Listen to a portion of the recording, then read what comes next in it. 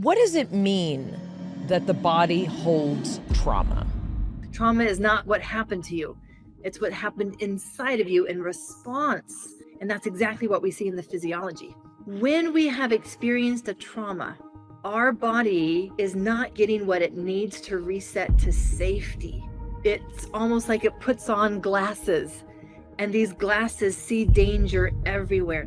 You've mentioned brain fog, and you've mentioned lethargy, sleep problems, chronic pain. You also talk about migraines, and you talk about irritable bowel syndrome. There is so much nervous system regulation behind every physical health symptom, condition, and diagnosis. These lasting effects of trauma start to now affect not just the cells, but our metabolism, our immune system, our digestive system.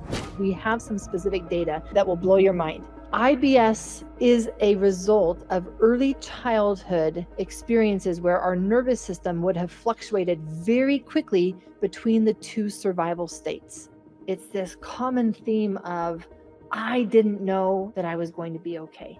That is the formation of a biology of trauma that becomes autoimmunity later on. What actually is the way to process trauma? Let me show you one of the ones that I would teach them.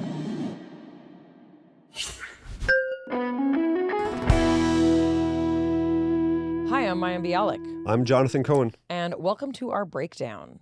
What if most illnesses can be prevented? If you're struggling with a physical condition, with a mental condition, if you're anxious, if you're languishing, if you've lost your purpose in life, it could be because of something that most doctors will not tell you about. Our guest today is going to explain how 8 out of 10 of the leading causes of death are because of this. In addition, what if 70% of U.S. adults have experienced something that your average doctor is not even going to be able to understand or explain to themselves, much less to you? There's a word that many of us have become very comfortable using, and we see it all over the place. Trauma. Trauma. Post-traumatic stress disorder. I have trauma. That traumatized me. I was re-traumatized. What if our understanding of trauma is actually not the entire story? We're going to be speaking today with a functional medicine doctor and specialist in somatic work and in addiction. And what she's going to teach us is that the biological processes that are occurring in your cells are mimicking and in many cases giving indicators of what your larger body processes and emotional experiences are going to be. Dr. Aimie Apigian is a double board certified physician in preventative and addiction medicine, and she has a specialization in biochemistry and public health. And in addition, she specializes in understanding behavioral disorders and how they are related to the cellular processes that underlie what many of us think of as irreversible autoimmune conditions. We're going to talk about irritable bowel syndrome. We're going to talk about menopause. We're going to talk about thyroid conditions. We're going to talk about the process of depression and anxiety and how the cellular mechanisms are actually falling under a larger umbrella that has many roads in. And for so many of us, we've been told there's only one way down this autoimmune road. There's only one way down this mental health road. The fact is, it's a lot more complicated, and so much of it focuses on safety in your nervous system and things that we've talked about here with Gabor Mate, who wrote the foreword to her book, The Biology of Trauma. If you're familiar with the work of Stephen Porges that we've discussed here, polyvagal theory, her work incorporates that. Somatic experiencing, the work of Peter Levine. She combines functional medicine with somatic understanding and biological specification so that literally we can start to understand trauma really as a process of life. And we start talking about how to actually begin to heal. Her book, The Biology of Trauma, How the Body Holds Fear, Pain, and Overwhelm, and How to Heal It, is available September 23rd. Dr. Aimie also has a podcast, Biology of Trauma, which has every single episode is a little slice of understanding trauma on a biological, cellular level. It's a pleasure to welcome to the breakdown Dr. Aimie Apigian. Break it down. Thank you. I am really excited to be here. We're so excited to talk to you about A particular lens on trauma that we find incredibly fascinating. Gabor Mate is a friend of the podcast, and he's been on here, and we see that he wrote the foreword for your book, which is incredibly significant. I wonder if you can sort of get us started. Can you explain, for people who want to start from kind of ground zero, what do you describe as trauma? And in particular, what is the biology of trauma? It really takes me back to when I thought I knew trauma and I didn't know anything about trauma. I had come through medical school training and been taught about the adverse childhood experiences. And so I had this lens of I'm looking for something bad that happened to you, or I'm looking for gross neglect. I became a foster parent and then adopted, and my son had been through severe neglect. And so I was looking at it through that lens. But then I discovered in the process that my body was holding trauma. We can maybe go into how I discovered that. But it was at that point that I realized, wait a second, I don't know. I don't really understand what categorizes a trauma for the body. I've been looking at it more just a mental breakdown. What actually creates that trauma? But for the body, it's different. And as a physician, I started seeing all of these chronic health conditions, symptoms, diagnoses that are related to adverse childhood experiences. But people, including myself, were saying, I don't think my childhood was that bad. I mean, sure, my family had some quirks, but trauma, that would not be a word that I would use.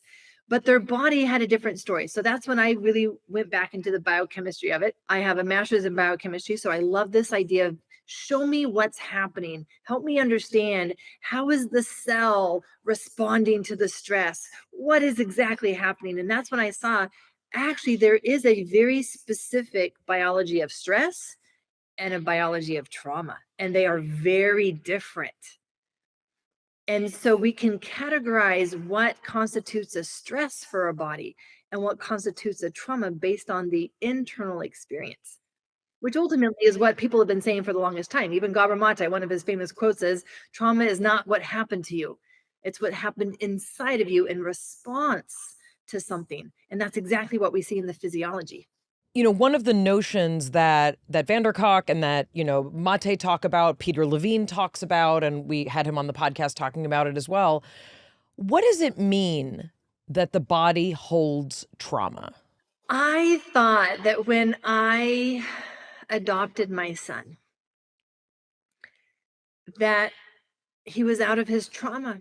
And so he'd be able to move on. He'd be able to have a great life.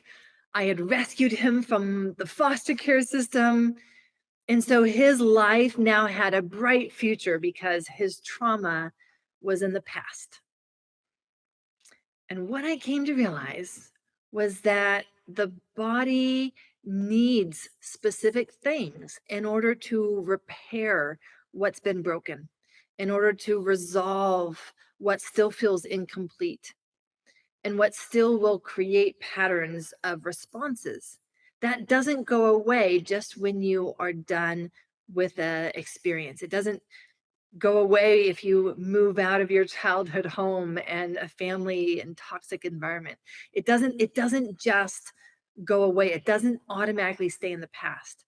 So this was a big question for me, for why does the body hold on? And it's actually the whole second section of my book, because I feel it's so important for people to understand this so that we then know what to do. But why does the body hold on? Why does the body keep score? Why do, in the words of Peter Levine and somatic experiencing, why does this charge and this activation and this somatic implicit memory stay here? And it really comes down to the nervous system's role in keeping us alive. And the nervous system is designed to remember things so that it can protect us and predict the future. And it runs an equation in the background. If you've heard Steve Porges talk about his polyvagal theory, you might know the word neuroception, this idea that our nervous system runs an equation in the background. And that equation is constantly running, even when we're sleeping, even when we're eating, when we're socializing. It's always running in the background. And it's the equation of danger versus safety. And when we have experienced a trauma, our body is not usually getting what it needs to reset to safety, which means it stays in danger mode. And that means that it sees danger everywhere. It's almost like it puts on glasses, and these glasses see danger everywhere, so that a person can be like my son in a good home now, in a stable home. I love him. He has everything that he needs, but he still saw danger everywhere because that was his nervous system had not received the reset to safety. This is actually one of the first things that I learned from Peter Levine in his training, is this idea that the body has a response that it needs to complete. And we haven't always been taught that. Even in medical school, I was not taught this aspect of the body and the nervous system, that when it starts a survival response, it needs a sense of, oh, and it's over, and a sense of completion.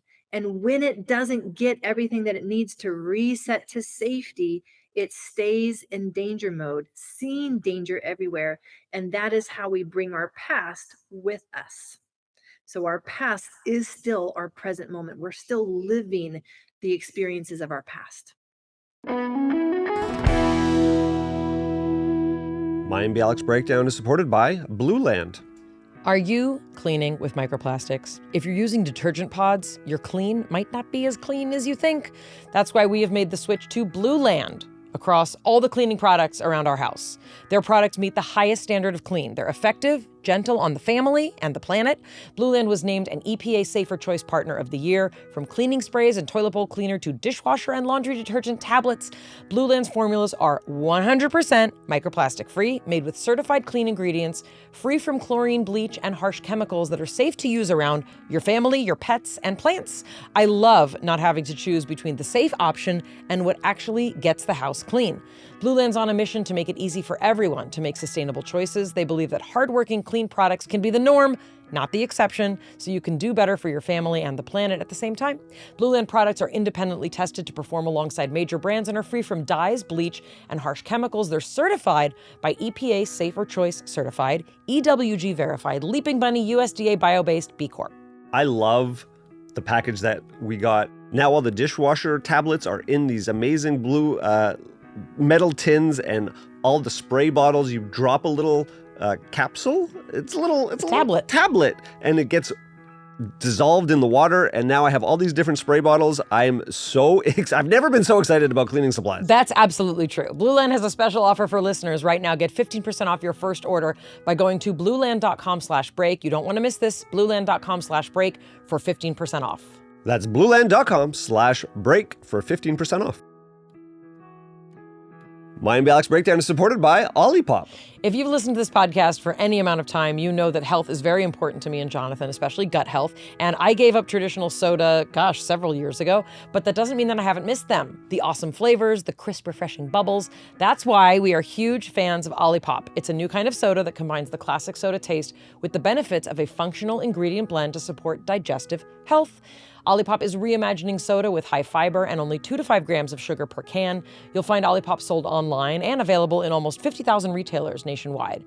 2 out of 3 Americans say they suffer from digestive issues, and 95% of Americans don't get the daily recommended amount of fiber. Olipop can tackle both of these with a drink that tastes just like soda. And so many health issues are linked to poor gut health. So take care of your microbiome. That could be one solution to your digestive problems. Prebiotic fiber is the food source for the beneficial probiotic bacteria in your gut. Olipop's got 9 grams of prebiotic fiber in every can to help support digestive health. Olipop conducted a study that shows that their OliSmart formulation boosts beneficial gut bacteria and generates metabolites supporting digestive and overall health. There's amazing nostalgic flavors like vintage cola, classic root beer, orange squeeze, classic grape. You had one of those last night. Strawberry vanilla, cream soda, and cherry cola. They also have a Dr. Pepper dupe called Dr. Goodwin and a brand new Sprite dupe, lemon lime flavor. Right now you can get a free can of Olipop by any 2 cans of Olipop in store, they'll pay you back for 1. This offer works on any flavor at any retailer. Go to drinkolipop.com/break. That's drinkolipop.com/break. Olipop's also sold online on their site and on Amazon, also available in almost 50,000 retailers nationwide, including Costco, Walmart, Target, Publix, Whole Foods, Kroger, and H-E-B. Now I want you to go one level deeper. What's happening on a cellular level that is producing this? Because so many of us, especially if we're on social media, we're seeing trauma this and trauma that, and autonomic nervous system this, and regulate like this.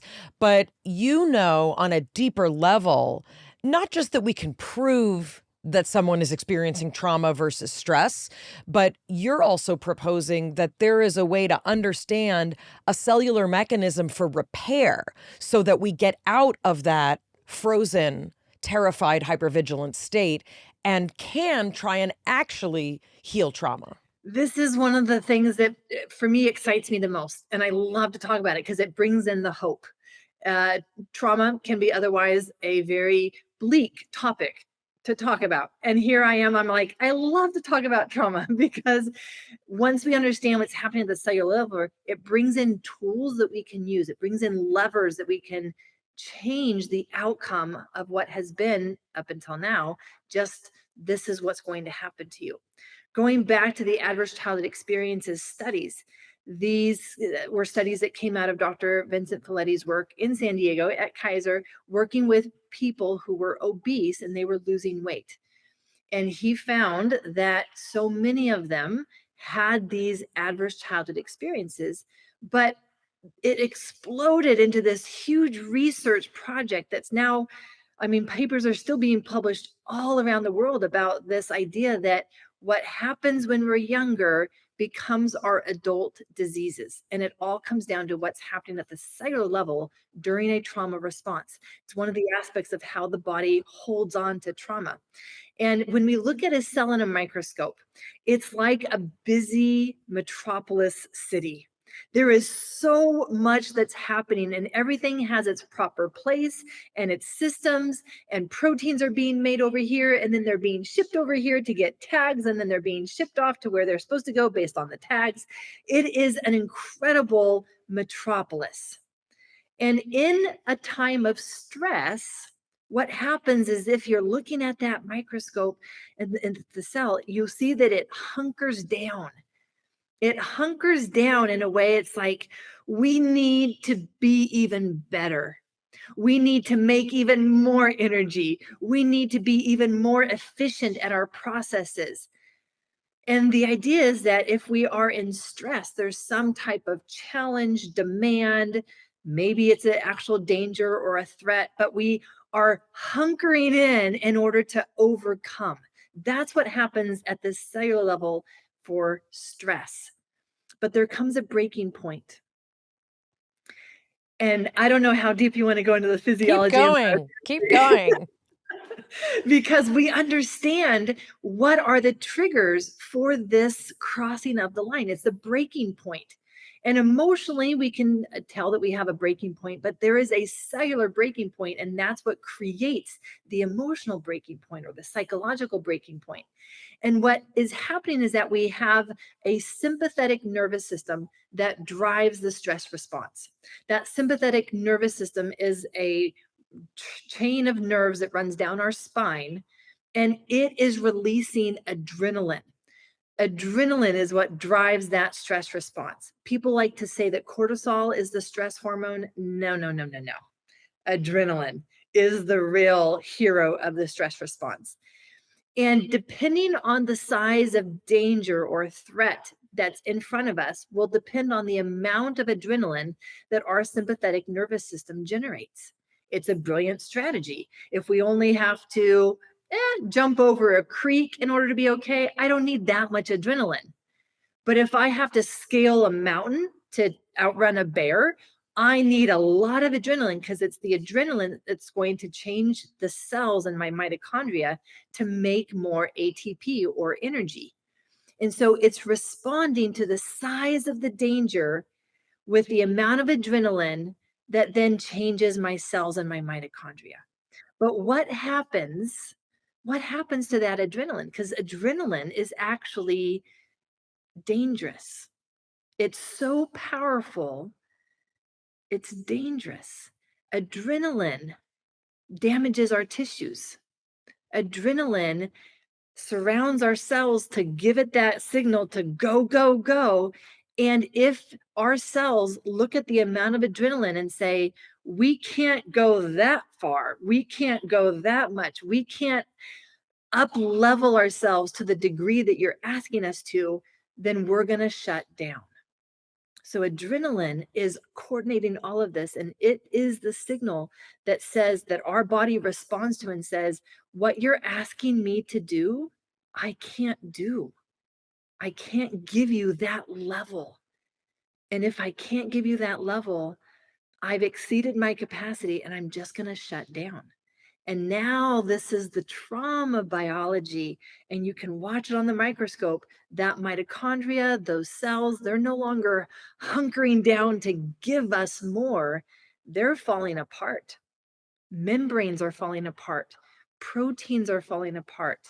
Proteins are being sent to our nucleus that are signaling to send out messages and other proteins that will just decompensate things.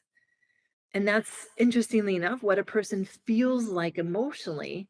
I was just going to say that. I think that's sort of the, for those of us who love science, what you see, right? The kind of phenotype, right? It's actually just an expression of what's going on a genetic level, on a molecular level, on a biochemical level. And it's interesting, the words that we use to describe this, it's not a coincidence that what the person experiences is exactly that. I feel like I'm breaking down. I feel like I can't do it. But what's more interesting to me is that step before. When you talk about the difference between jumping over a creek or scaling a mountain, what do people who are in a deep traumatized or PTSD or complex PTSD state, what do they act like? They act like every creek is a mountain because everything hurts. Everything is too much. Everything is too much to... And other people will look at them and say, it's just a creek, like just step over it. And they're like, I cannot, my legs won't move. I can't do it. I'm going to start crying. And then they'll generate a whole list of other problems with the creek because their body thinks it's a mountain. So one of the other things that people talk about is, like being in this kind of traumatized state or post-traumatized state. It feels like, you're constantly being pursued by a predator, right? You have to maintain this state of kind of vigilance. I'm curious, like, why it's not enough when we see people having trauma and breaking down, why that hasn't been enough, right, for people to rally around this kind of support, and why it's like we need to know on a cellular level, yes, it's trauma. Before we go into the solution set, I think there's still a really interesting exploration here about the biology. Talk to us about what it feels like for people who are breaking down on a biological level before they get into a chronic disease state. And this is what I would wish everyone would know, because if we can identify it at this stage, we can prevent so much of the chronic health conditions. People wouldn't need to wait like me to get autoimmunity, to get chronic fatigue. They'd be able to recognize the signs much earlier and say, oh, my body's needing some serious help. This is now an emergency. Let me take care of it now and not let it progress further.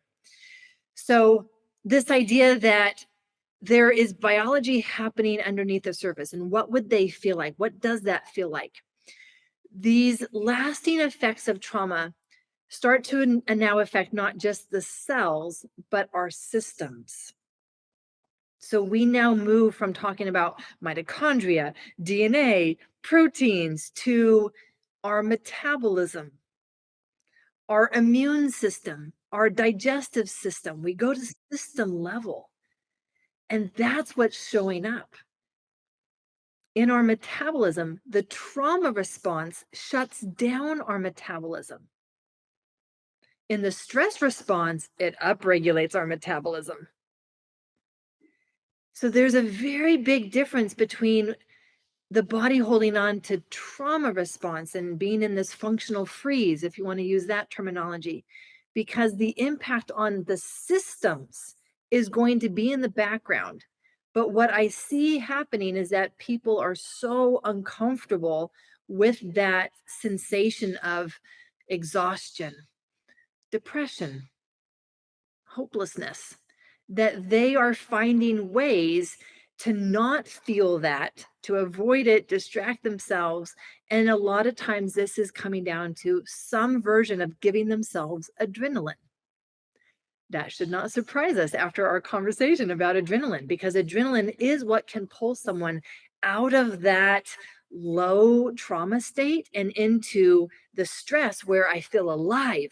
I feel like I have energy. My cells are working for me. Well, so examples of this would be addiction or codependency, workaholism, caffeine, right? All of these risky behaviors, right? Like, I'm okay, I just like to do a lot of cocaine and dance all night, right? You're seeking adrenaline. And to clarify, people are seeking this adrenaline because on a biological level, they are having a slowdown, a shutdown that in the background is impacting them on a system level, meaning that the small points of their cell, they're no longer making energy the way they need to. And so they have to look to an external source to drive their adrenaline in order just for them to feel at a baseline. And if they slow down enough, what they're going to do is they're going to hit a bottom and they're going to say, there's something really wrong.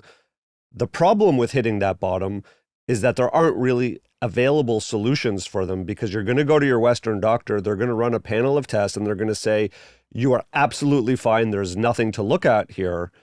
But really what's going on is a huge warning sign. It's red flag area.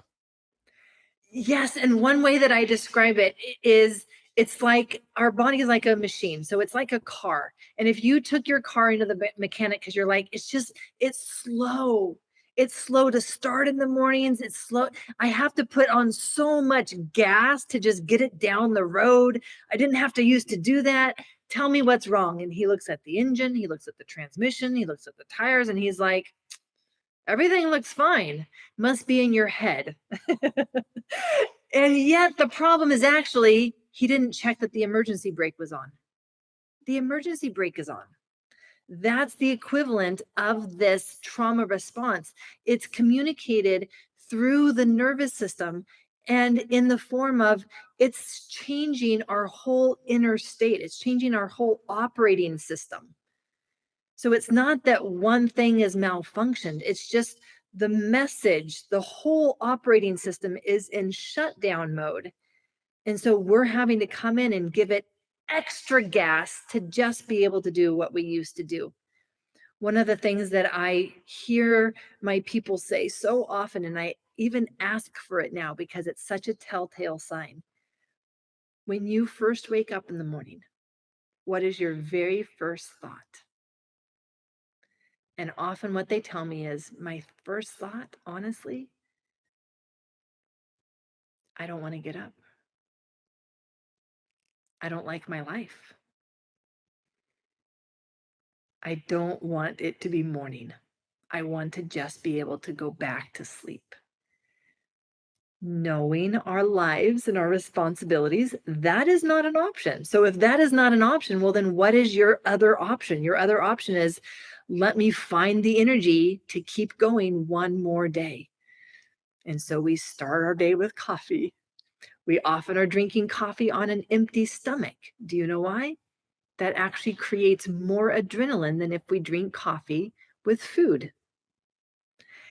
So all of these, I mean, it's just a way that our brain has learned how to help us live another day that we don't want to be living by understanding, oh, if I do this, I feel this way, and that's what I want.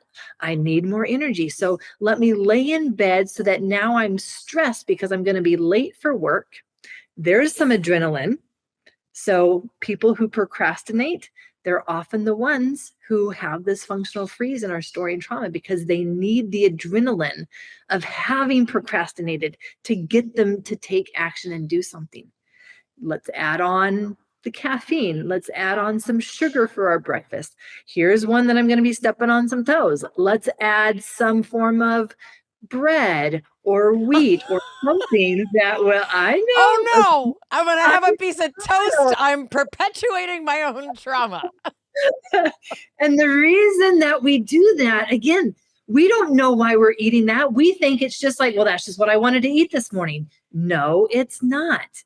Your body knows that those proteins in gluten bind your opiate receptors so that you can help to numb yourself and not feel that exhaustion underneath, but be able to push yourself more than what is healthy to do, but you are not feeling and hearing the warning signs. It is so powerful. I want to get to the difference in the response because, as you said, trauma is not the objective thing that happened to you, but the response that your body has to it.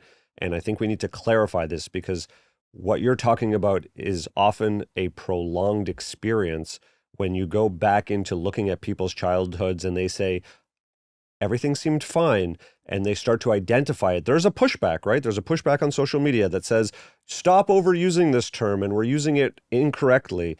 But I want to go back into the biology and to discuss what are those events, what are the adaptations that people have, and talk a little bit more about that. But before we do that, let's talk about coffee. Are you sure? I feel like I've already stepped on enough toes. No. I feel like I've already traumatized. He already finished his first glass. There was a time in my life where I didn't drink coffee. Okay. I was powered by the sun and the Lord.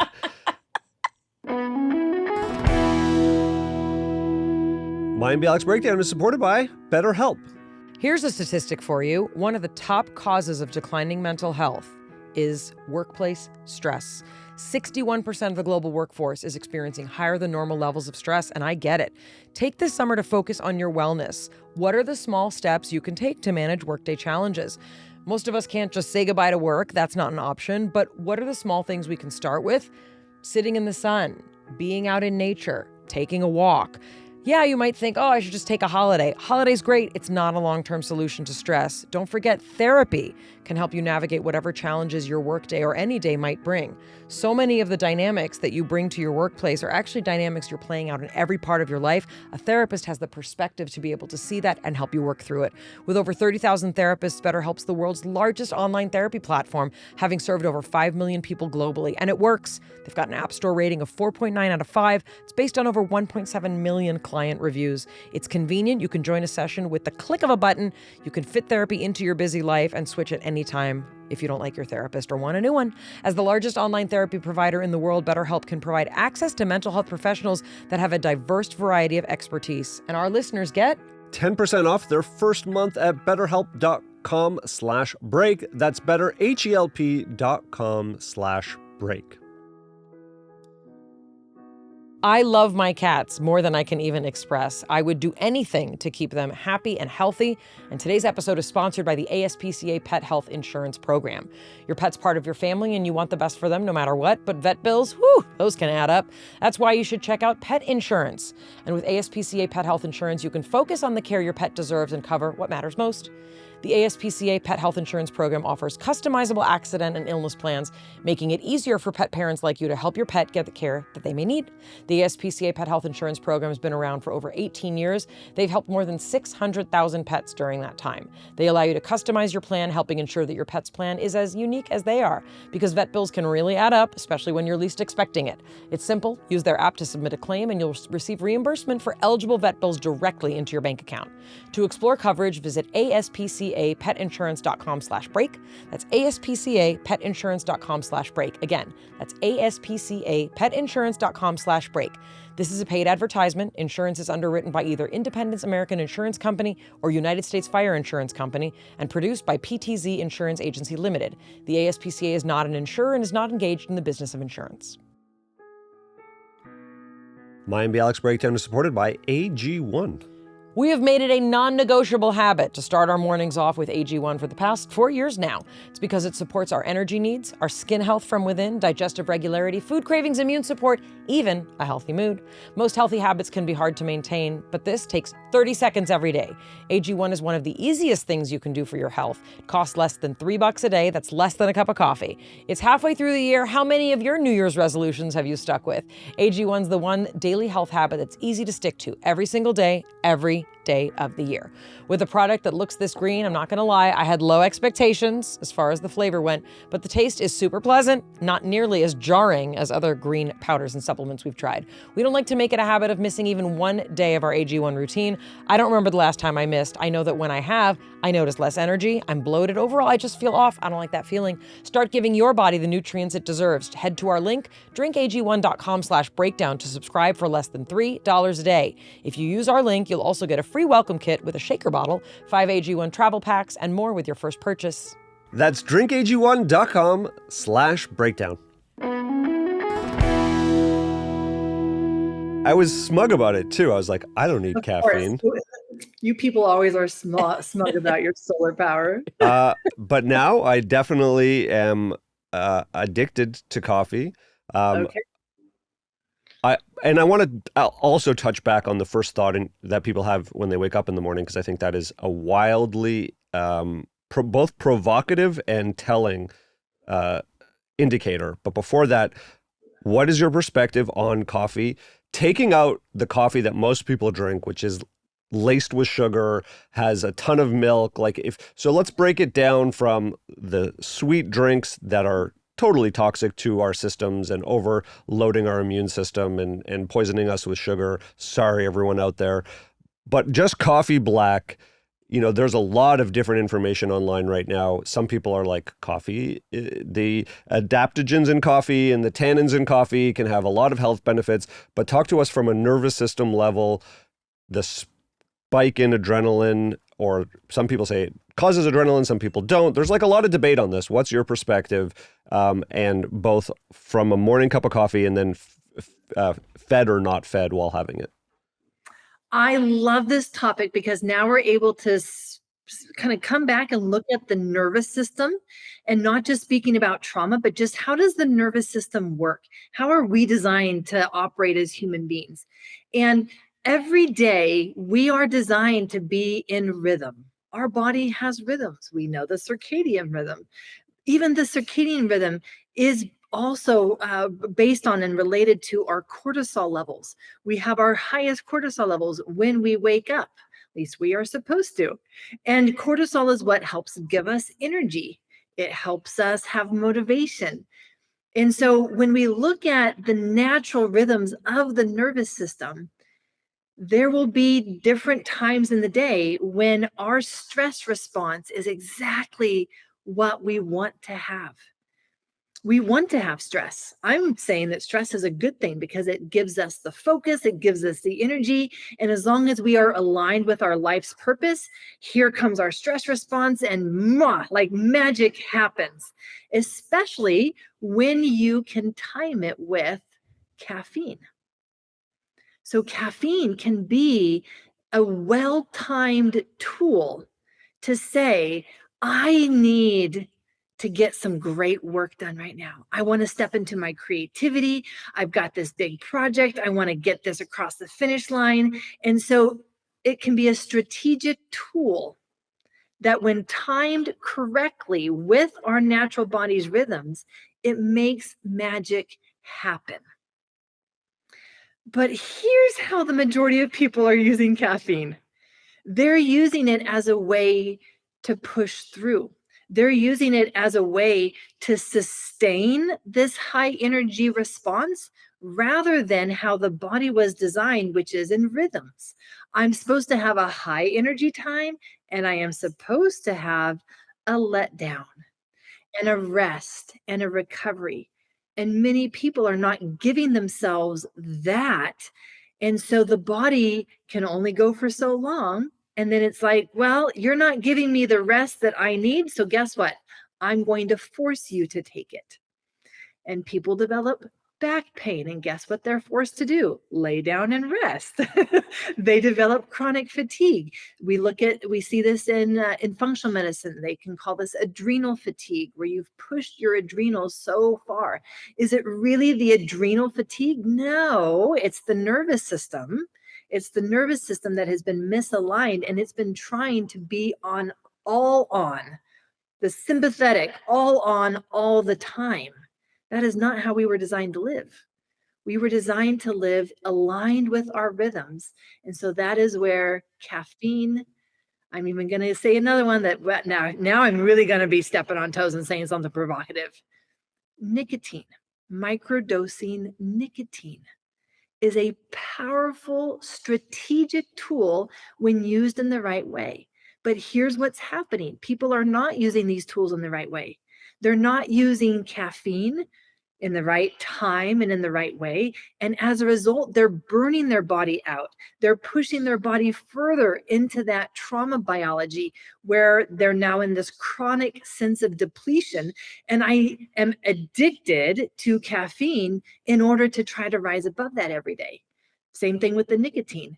People are not usually using that as a strategic tool. They may be using it if they're still smoking or if they're vaping. These are not strategic tools. These have now become dependencies in order to help a nervous system push through and survive another day. But that comes back down to our trauma language. Surviving another day is trauma language. It's not the other language that we get to once we've been able to work with our nervous system and come out of that to where we are alive. We are in our aliveness, and we're using these things very strategically so that we're aligning with our body's rhythms, and we know when is our window of creativity, and we know how to access it at its most, but we're not trying to stay there the whole time like so many people do. Where does alcohol fit into this? Because I think for a lot of people, it feels like, oh, it's the end of the day. I just need a break. And some people can do that and it feels good. But what we also know is that alcohol is a depressant, and many people pretty easily can slip into a more habitual use. And then there are some people, depending on your perspective on alcoholism, there are some people then who become dependent on this depressant. Where does alcohol fit into that? And does it also lead to a conversation about what's the mechanism of depression? And this is where I wish that I did not know the science so that I could give you a different answer. The science has now come out. Even a study earlier this year showed that no amount of alcohol is now healthy for the nervous system. I know. It's just really in this last little while that the tide has fully turned in the popular conversation. Because the conversation used to be a glass of wine a day was actually healthy for your heart, was healthy for you. And now the latest science says no. Sorry, wait, I need to just jump in and say that, like, for about 10 or 15 years, every woman was told, like, have a glass of wine with your girlfriends. Here's your new pot holder with a glass of wine. And now what the tide has turned to is, guess what? You're in perimenopause. You've been drinking wine so you don't leave your husband. If we take away the wine, they're going to leave their husbands. And it's not just the wine. I've heard women say that about chocolate. If you want me to stop eating chocolate, I'm going to have to leave my husband. Chocolate is what helps me survive my husband. Is the science on alcohol being fueled by big divorce lawyers? What's the real? Who's really behind this? So here's the science, the flat out science. There is so much in the immune system in our brain that is connected with our trauma response, that this is the real danger of alcohol for those whose bodies are storing trauma. It's the impact on a certain immune cell called the microglia. Let me tell you about this amazing immune cell in the brain. Microglia are the cells that are the guardians of our neurons. Our neurons are the ones that are actually the nervous system. So they're the ones that process information, make decisions, and they have these guardians. These guardians keep them safe. These guardians are the ones that prune them. So when we're talking about neuroplasticity, we're not just talking about our neurons, we're talking about these microglia. So these microglia are one of the most important cells in our brain and our nervous system. And when we have had a trauma experience that overwhelmed us, part of the reason for the brain fog is this unleashing of inflammation by these microglial cells. This is called a priming event. The first time that we have any event that creates this inflammation cascade in our brain, it's called priming the microglia. And from here on to our death, these primed microglia now have a lower threshold to activate and unleash that inflammation again. And part of going into a trauma response is this activation of these microglial cells, creating that brain dead feeling, that sensation of I can't find my words, everything feels dissociated and disconnected, foggy, the brain fog. This is the microglia in our cells. Well, first of all, you had me at microglia. I want you to talk a little bit. Can you elaborate a little bit more? What kind of functions are microglia subserving that would be A, primed by trauma, and B, stimulated then by a toxin like alcohol? So these microglia are cells that, our life depends on their function and their ability to protect our nervous system from danger, whether that be toxins, microbes, viruses. And so they're programmed to detect danger and unleash inflammation when that happens. So this is not a malfunction of our system at all. And when there are certain experiences that will exceed their ability to do their job. One of those experiences, it actually happens quite often, is birth trauma. So anyone who was born with their cord wrapped around their neck, they will have experienced a moment of hypoxia or low oxygen. That low oxygen will prime those microglia, and they'll have a lower tolerance for stress that they will need to build up again in their lifetime. But drowning, if they had any kind of drowning, if they had any kind of head concussion or fall or just a blow where it was a whiplash, they didn't lose consciousness, but any kind of physical trauma to the head as well will activate or prime these microglia.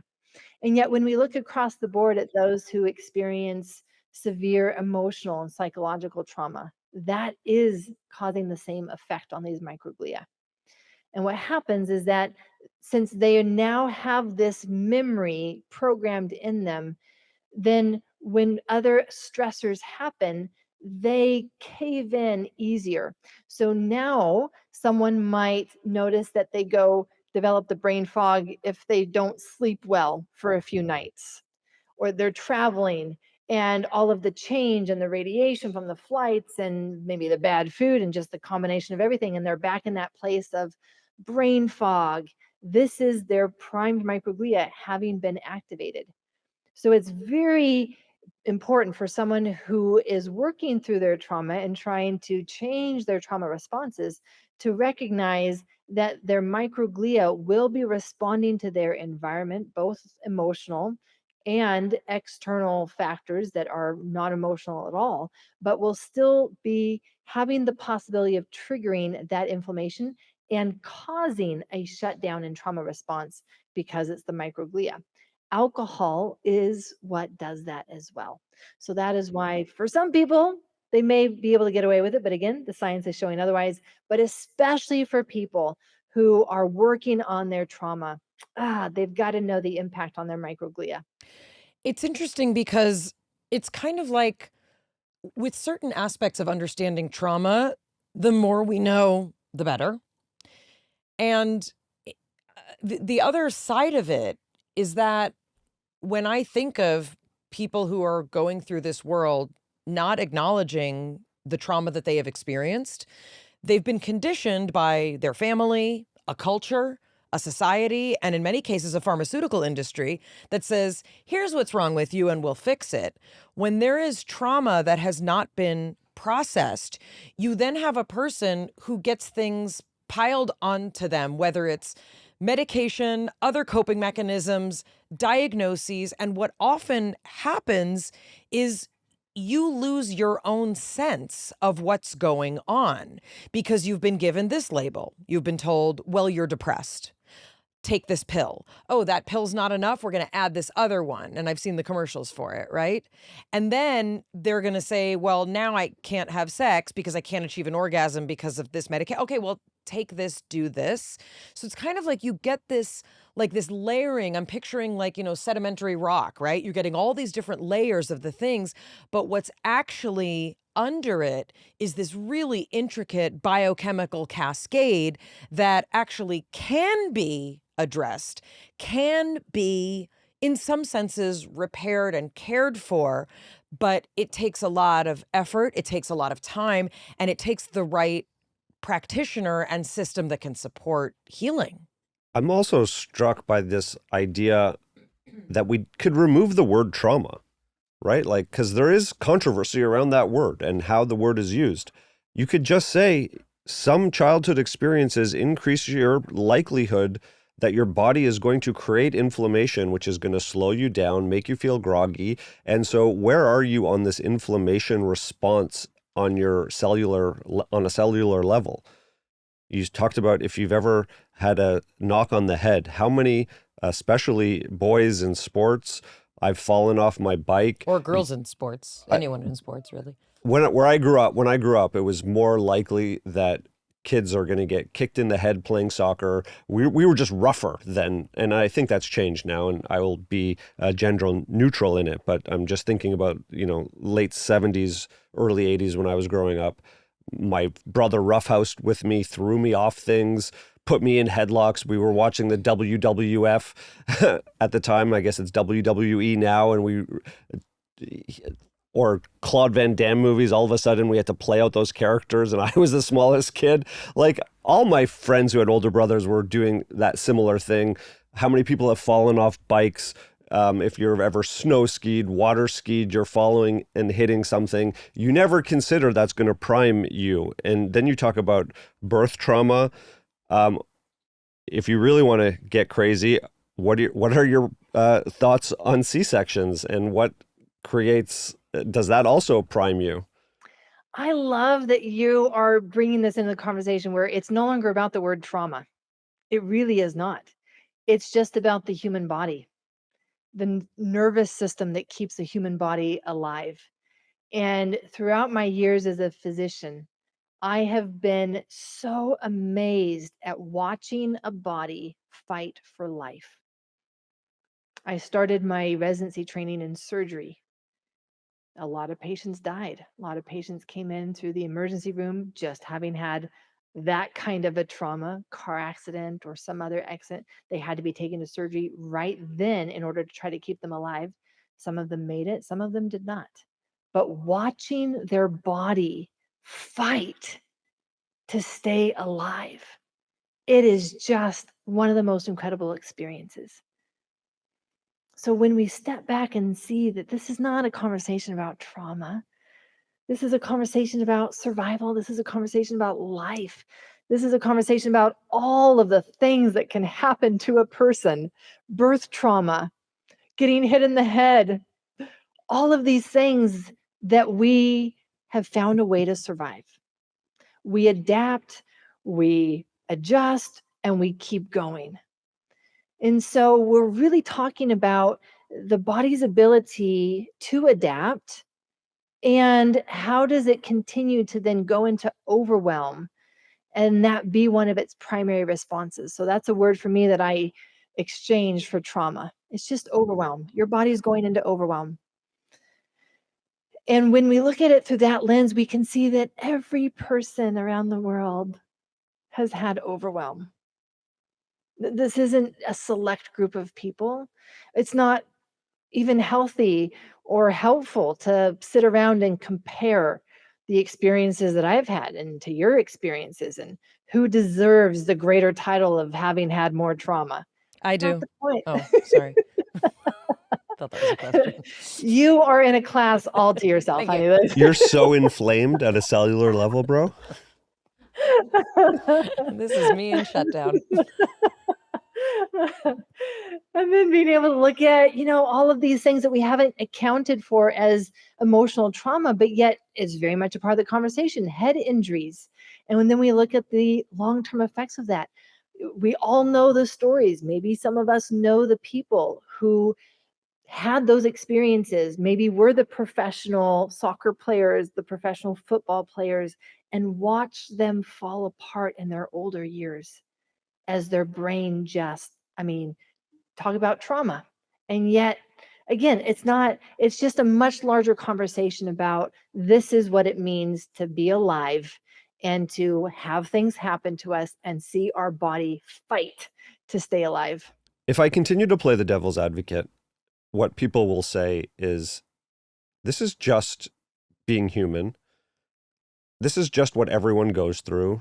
If we all have trauma and this is so many people's experience, then almost no one has it.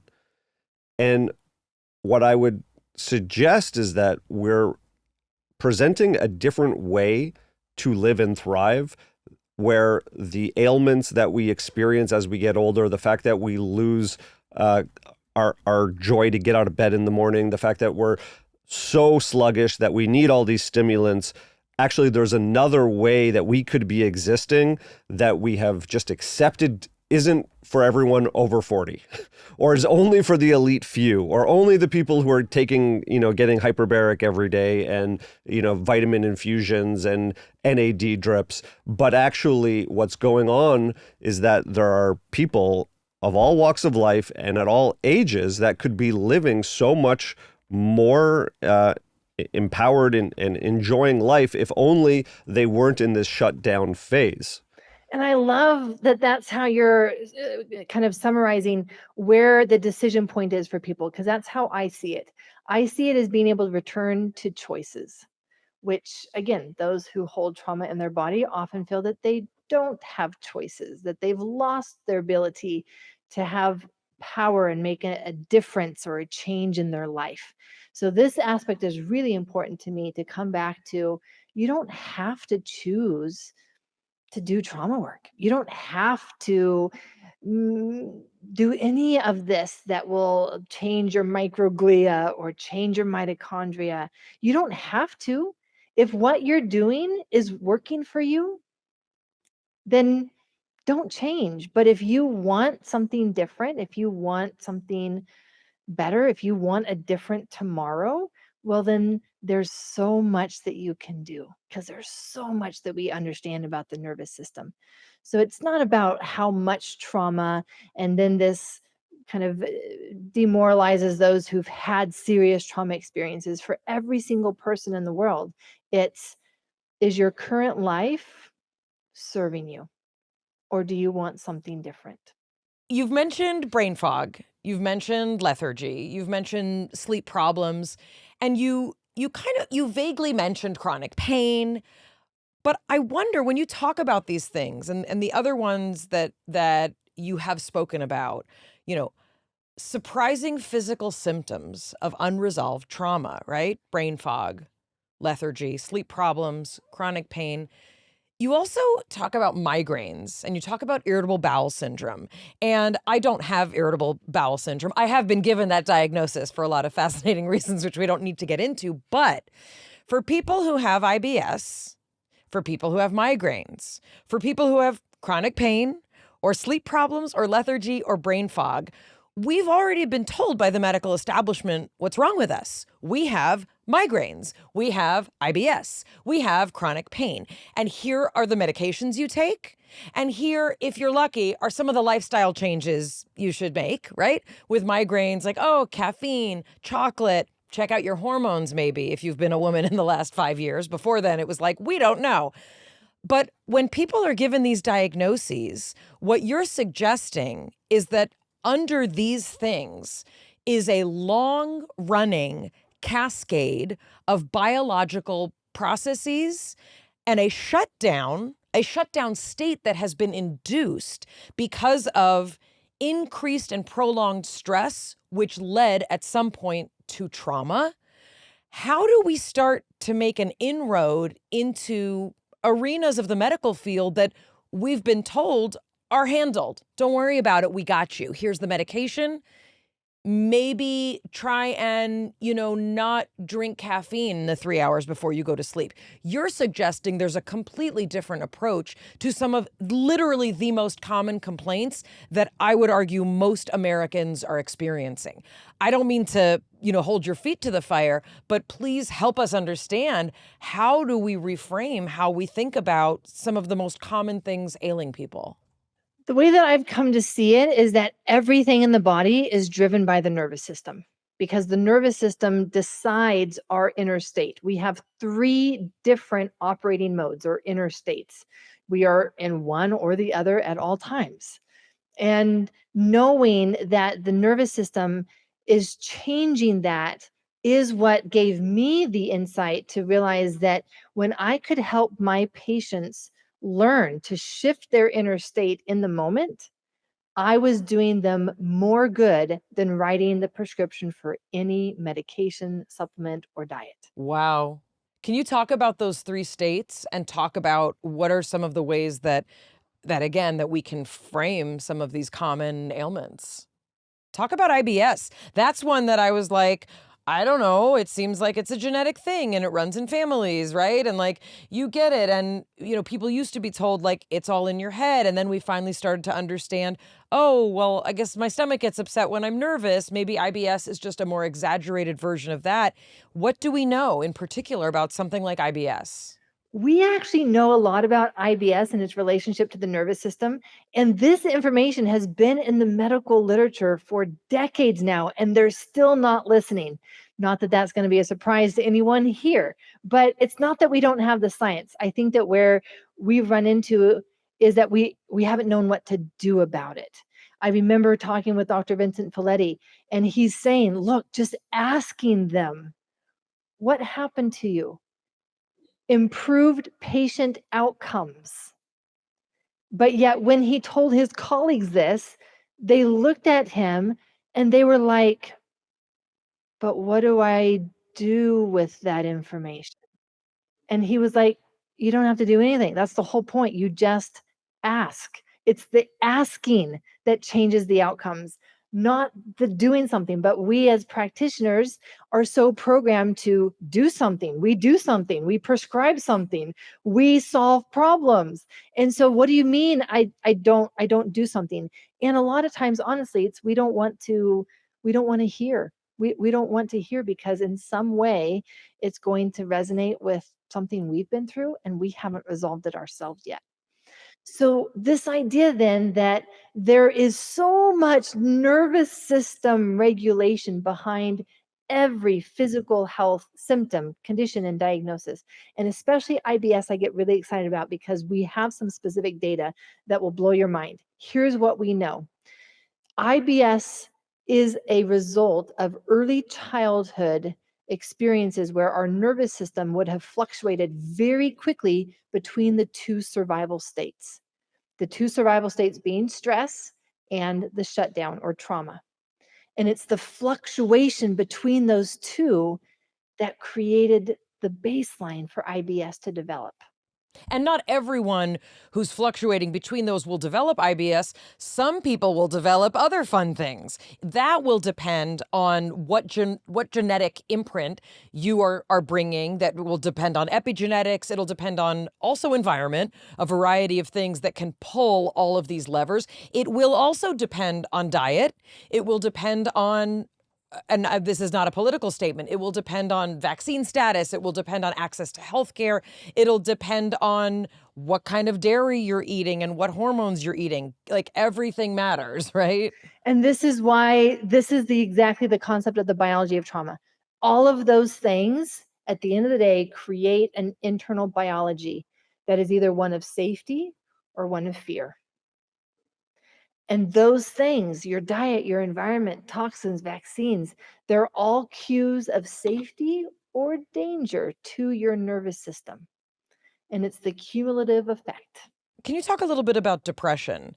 Depression and anxiety, I don't have the stats in front of me, but this is one of, I'd say, the most common complaints, things that people present with. And what's becoming even more and more common is internal medicine doctors basically just writing prescriptions for antidepressants. Well, look, I mean, I get it. So many people are coming in with symptoms of depression and of anxiety. I mean, it is an epidemic in this country, right? And even before clinical depression, you have exhaustion, you have hopelessness, you have people who are considered the quote unquote languishing generation, who they just don't have a passion, they feel lost, they're aimless, they don't know what they want. In what ways is depression protective? You've talked about some sort of protective mechanisms potentially of depression and anxiety, but is there a way to get to the root of those besides antidepressants, besides talk therapy? Why are those things not necessarily going to work? And, the evidence on SSRIs versus many other interesting modalities is actually not looking so good for SSRIs. What's going on with this epidemic of depression and anxiety? And where does an understanding of trauma inform the way we possibly start to try and actually get people help? I love this conversation because it really, again, kind of highlights the nature of the nervous system and what it does and what that looks like. When we are in a stress response biology, we are anxious. The sympathetic nervous system generates adrenaline. Adrenaline causes anxiety. It's supposed to, it's intended to. So the anxiety isn't bad. It's just, well, what are we doing with it? What we are designed to do with it is to take action, to move. We discharge all that adrenaline through the movement of our muscles. This is why even when we're completing a stress response, or maybe we're watching an animal complete a response because they do a much better job at this than we as humans do, they will tremble. Trembling is these fine motor fasciculations, and the fine motor fasciculations are discharging adrenaline. It's so powerful because we got to get that adrenaline out of our system to get out of the anxiety. But as I mentioned before, we can get to the point where there's so much adrenaline, our panic reaches a high point that it just causes the paralysis. And we reach that point where we don't see how we could take action. We don't see how we could do anything to make this stop. We don't see how we could make a difference by doing anything. And thus enters depression. Depression is just that. I don't see how anything that I could do could make a difference. So what's the point? What's the point of trying? What's the point of going out? What's the point? What's the point? And when we're in that trauma biology, because of the effect on our mitochondria, we don't have the energy. And so there's all this going at play. However, it's really important to bring in the neurochemistry into the equation. And the serotonin and the dopamine, the acetylcholine, the GABA, these are all neurochemicals intended to generate the different sensations and responses that we want to have in order to be in our best self, aligned with our body's rhythms. And inflammation is going to disrupt the levels of these neurochemicals. More than 80% of our serotonin is made in our gut. Well, what if you have IBS? Oh no. And this is where we get to this idea that trauma only begets more trauma. It's one of the saddest things in life. You didn't just get hit once. You're going to keep getting hit because now the inflammation that the trauma created is going to feed back and change your neurochemicals. They're going to create oxidative stress. They're going to do all of these other changes that further promote more and more trauma responses. And in many cases, the emotional response will mirror that as we are seeking high-risk behaviors. We are seeking out partners that maybe cause some sort of turmoil, but don't really give us a sense of peace or safety, or we feel alive in a state of crisis, right? We keep creating drama in relationships. We create breakups. We create fights. We have these kind of dramatic interactions even with friends. Those are ways that the emotional response is echoing the cellular response. Absolutely. And we look at this idea of, the body is ultimately seeking safety. It's what we're seeking. We're seeking safety. And if we're always in danger, we're seeking relief from that danger. We're seeking safety. And what is it that actually makes a person feel safe? According to neuroscience, it is familiarity. Well, what if what is familiar to you is the drama, is the chaos, is the stress? Well, then that's where you will feel safe. You won't like it because you're always anxious and you're always stressed. But if you were to actually go to a yoga retreat where you just meditate and there's no drama, you would be so uncomfortable. You'd crawl out of your skin. You'd be so bored because that's not what's safe. What is safe to a person is what they know. It's the unknown that is unsafe. And so, even a person who has felt depressed, they may actually have a part of them that doesn't feel safe to be more alive. Because what if I were actually more alive? What if I actually had more energy? Well, more might be expected from me. I might actually be expected to take that higher position in the office and manage other people. And I don't want that. I may be expected to be seen and be more on the stage or take on these other responsibilities. It's safer for me to stay depressed.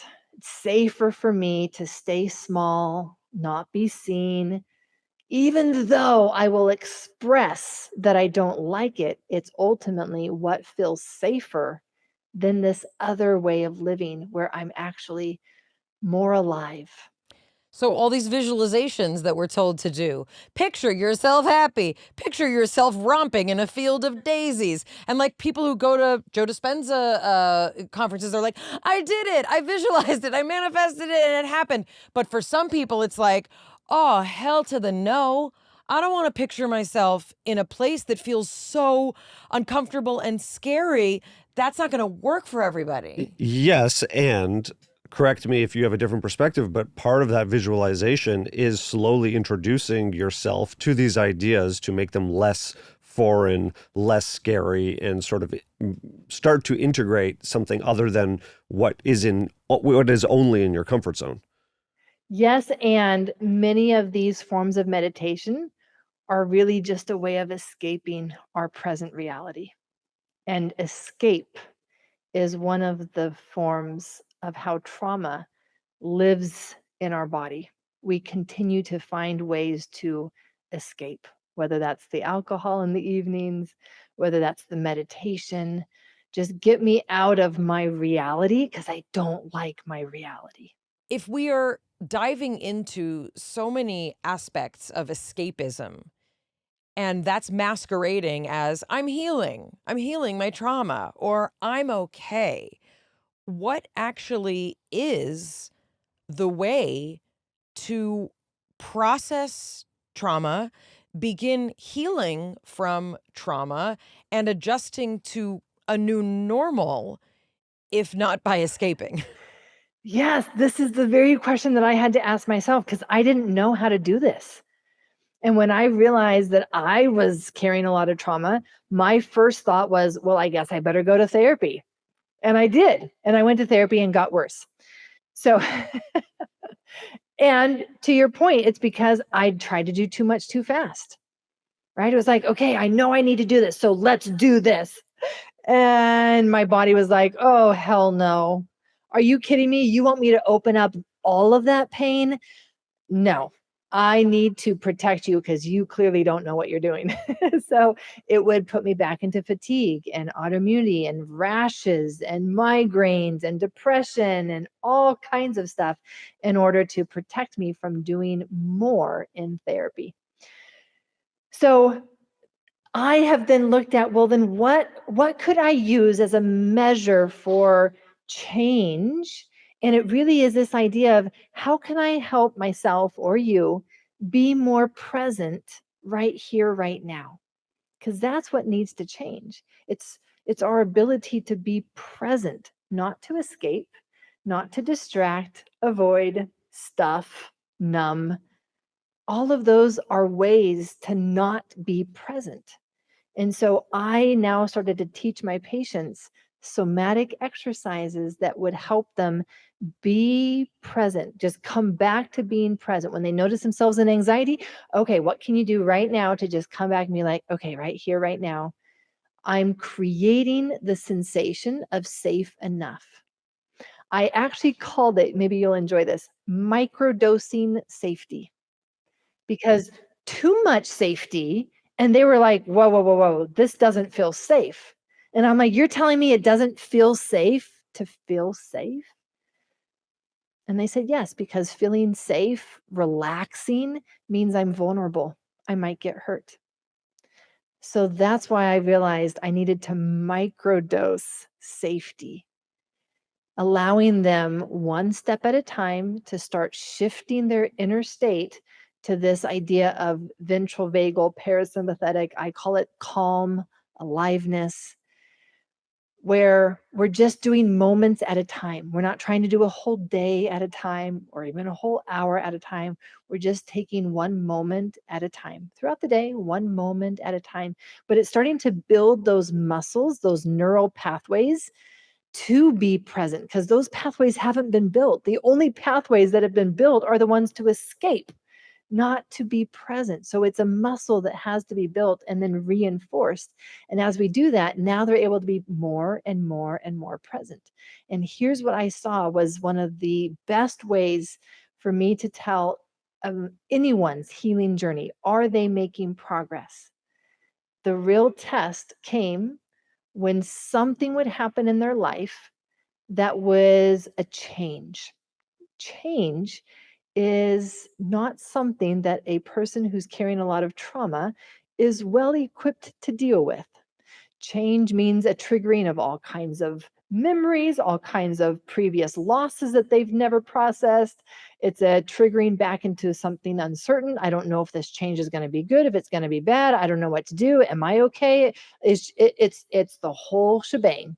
It's that I order the same meal at every restaurant that I go to.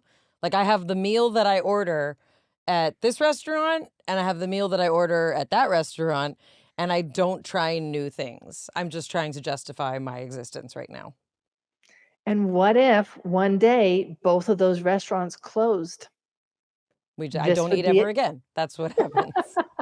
So this would be my test of, well, let's put your somatic skills to the practice. Let's see how much you have changed. And for me, I look back at one of my patterns that had been one of the strongest since childhood, which was saying goodbye.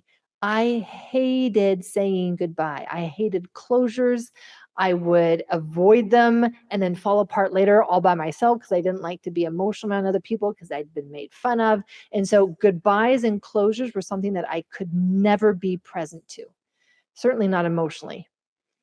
And then one day, a friend was dying, and I decided I don't want him to die alone. And I watched myself show up and not need to distract myself with chores, busy myself with work. I could just be with him in the discomfort knowing that these were his last days. And that was for me when I said, Aimie, this is working. You've been able to show such a dramatic change in your ability to be present and not use all those old coping mechanisms that you would have before. That is progress. So, what are some of the things that we can share with our audience that are even just a taste of some of the somatic tools that you use? Because also, I want to be clear, you're not saying no one needs medication or therapy or doctors. Just put your hand on your heart and breathe deep. That's not what you're saying. When you treat patients, you're looking at functional components, you're looking at psychiatric components that might need addressing, you're addressing physiological things that are happening. I don't want people to feel like the biology of trauma is like, throw out everything and just breathe and be present. But can you give us an indication of some of the kinds of tools that you're giving people so that if someone is interested in pursuing a different road, they know what they're even heading towards? Yeah. And to answer that question, let me start by saying the patterns that I see in people who have trauma are that when it comes to practitioners, they are either completely dependent on them, meaning like they see them as their hero and the one who's going to fix them and they don't question anything. or they're the opposite extreme. They question everything and they don't trust anybody. There's not many people in the middle. And so again, this is kind of the right, like the telltale signs of trauma is you're on the extremes. You're either on one extreme or the other. You're clinging on to other people as if they are the expert in your own body and they know you better than you know yourself, or you can't and won't trust anybody and won't do anything that they say. And when we look at how to bring this all together, then I'm always looking at it at the 3 levels, and there's always something to do at each level. And the more that I can integrate and have a person be working at the mind level, at the body level, and at the biology level, all at the same time, we see so much faster progress than if we're just trying to do the mind piece or just trying to do the biology piece. And yes, biology means all kinds of tools. And sometimes that tool means a medication because that's exactly what would be most helpful for their body at that time. But in working with my patients, and this was when I was now working only with addiction medicine patients, so patients that I was working with to help them detox off of alcohol, heroin, pain pills, anxiety pills, sleep pills, and talk about a nervous system being on edge coming off of these dependencies. And they had all kinds of physical ailments because their nervous system was so on edge, right? All of their IBS, their anxiety, their eczema, everything was coming out of this time because it's nervous system driven. So it's very expected, but it was a real time of fear for them. And that was when many people went back on their substances because they're like, if this is what life is like off of them, numb me back up. Let me go back to how things were. And so I realized that I needed very quickly to be able to help them shift their nervous system in order for them to have less of all of these physical symptoms that were surfacing. And I looked at, well, what would be the fastest way? If I only have a week and I need to give them and show them a way that, no, you don't have to go back to your substance. This other thing will work. If I only have 1 week, what could I use? What would make the fastest difference? And it was incredible. As a physician, as a medical physician, I'm realizing that the fastest way to shift these physical health symptoms driven by a nervous system dysregulation is somatic work. It made me mad. I spent how many thousands of dollars going through medical school to learn what medication to prescribe? And actually, the fastest intervention is somatic exercises. Are you kidding? So let me show you one of the ones that I would teach them, because these aren't your traditional somatic exercises. So let me teach you one of these. If you want to look around you and find a pillow or a sweater or a blanket or anything that you could just grab and put on your lap. It really doesn't matter what it is. It could even be a book. I have a pillow. You have a pillow. Okay. So I want you to put it over your belly. I'm cured. I feel better. That's it. I put the pillow on my belly and I am Is cured. it on your belly or on your lap? Well, it was on my lap. Now I'm going to shift it to my belly. Okay. Yeah. And as you put it there, I want you to notice how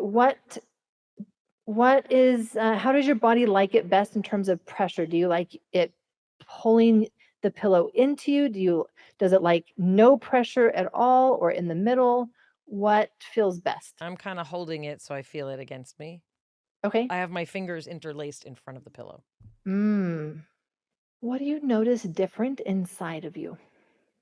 Well, I can feel like my belly against the pillow. Yeah.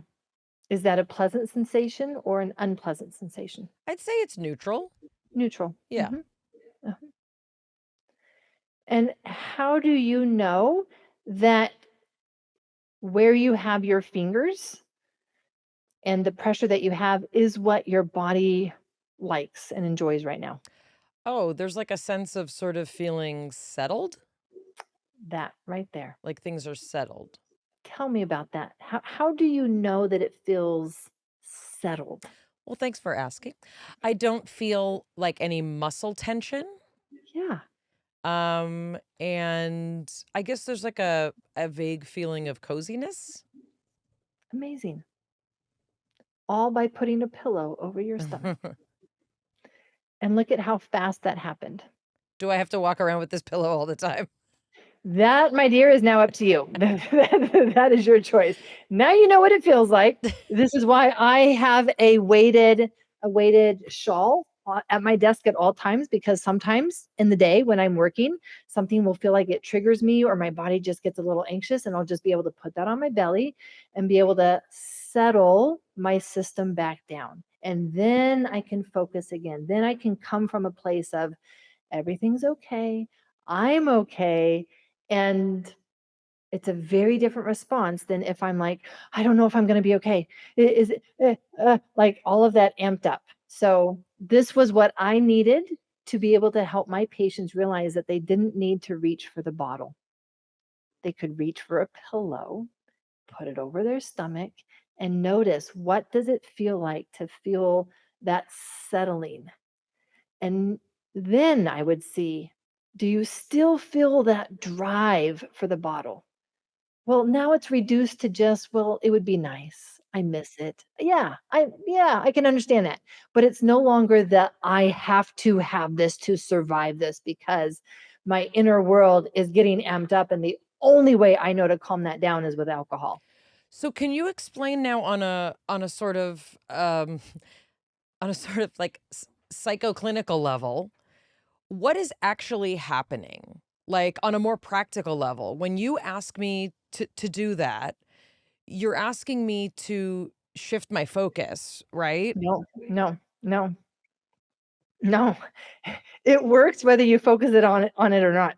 And the reason is this is the anatomy of our body. So the anatomy tells us that our stomach, especially the upper stomach, not just, that's why I didn't want you to have it on your lap. I'm like, no, it needs to be up over your stomach, because our stomach is actually the most vulnerable area that we have. If you think about our heart being precious to our survival, absolutely. But look at it, like it's encased with bones. You're not going to access that heart very easily. Same with our lungs. It's got all of these ribs and bones to protect it. But our stomach, it doesn't have protection. And that's why a lot of people, when they are living with these trauma fears in the background, their stomach muscles are always bracing, trying to protect itself, trying to protect us. It's going to happen unconsciously. And so I know that if I can bring in something that allows my stomach to say, oh, thank God, something else is protecting me right now, I can let down and relax a little bit. Is this what many people would then call a gut feeling? And is this why people have intuitive abilities when they feel something in their gut? I don't feel much in my gut at all. We're sort of cut off at the gut, over here. And then when you talk to people like Jonathan, who have intuitive abilities and, have worked in energy realms, it's like, oh, I just feel it. I can sense it. And I'm like, what's that like? Can you talk about a gut feeling? A gut feeling, the scientific term for that is interoception. Interoception, seption meaning perception, intro meaning my insides, like my internal organs. And this is true whether we're talking about that gut feeling or whether we're talking about, I can sense when I'm thirsty, when I'm hungry, and not have to wait until it's so late that now I have to eat right now because I missed those messages. I'm not as connected to those signals from my body that it tries to give me. A gut feeling is the nervous system trying to give us a message. Ooh, this feels a little off. And we get that little twist, or maybe the knot in our stomach. These are messages from our nervous system that tells us that they're getting messages of danger, and it wants us to do something about it. But again, so many of us by default are not doing something about it. We are avoiding it. We're numbing it. We're saying, no, no, no, I'm too busy. No, no, no, you don't understand. This person loves me. They would never hurt me. Like, we override those messages all the time. And eventually it stops giving us those messages because we're not listening.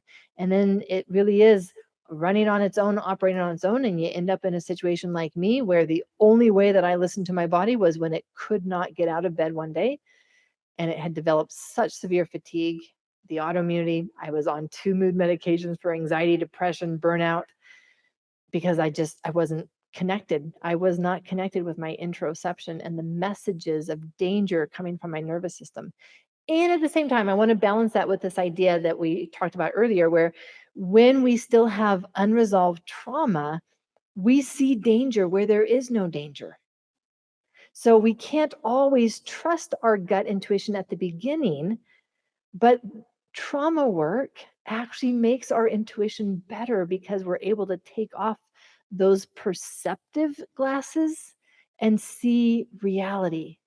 I'm processing this and thinking about all the opportunities we have to hear messages that in many cases we're not tuned into hearing, right?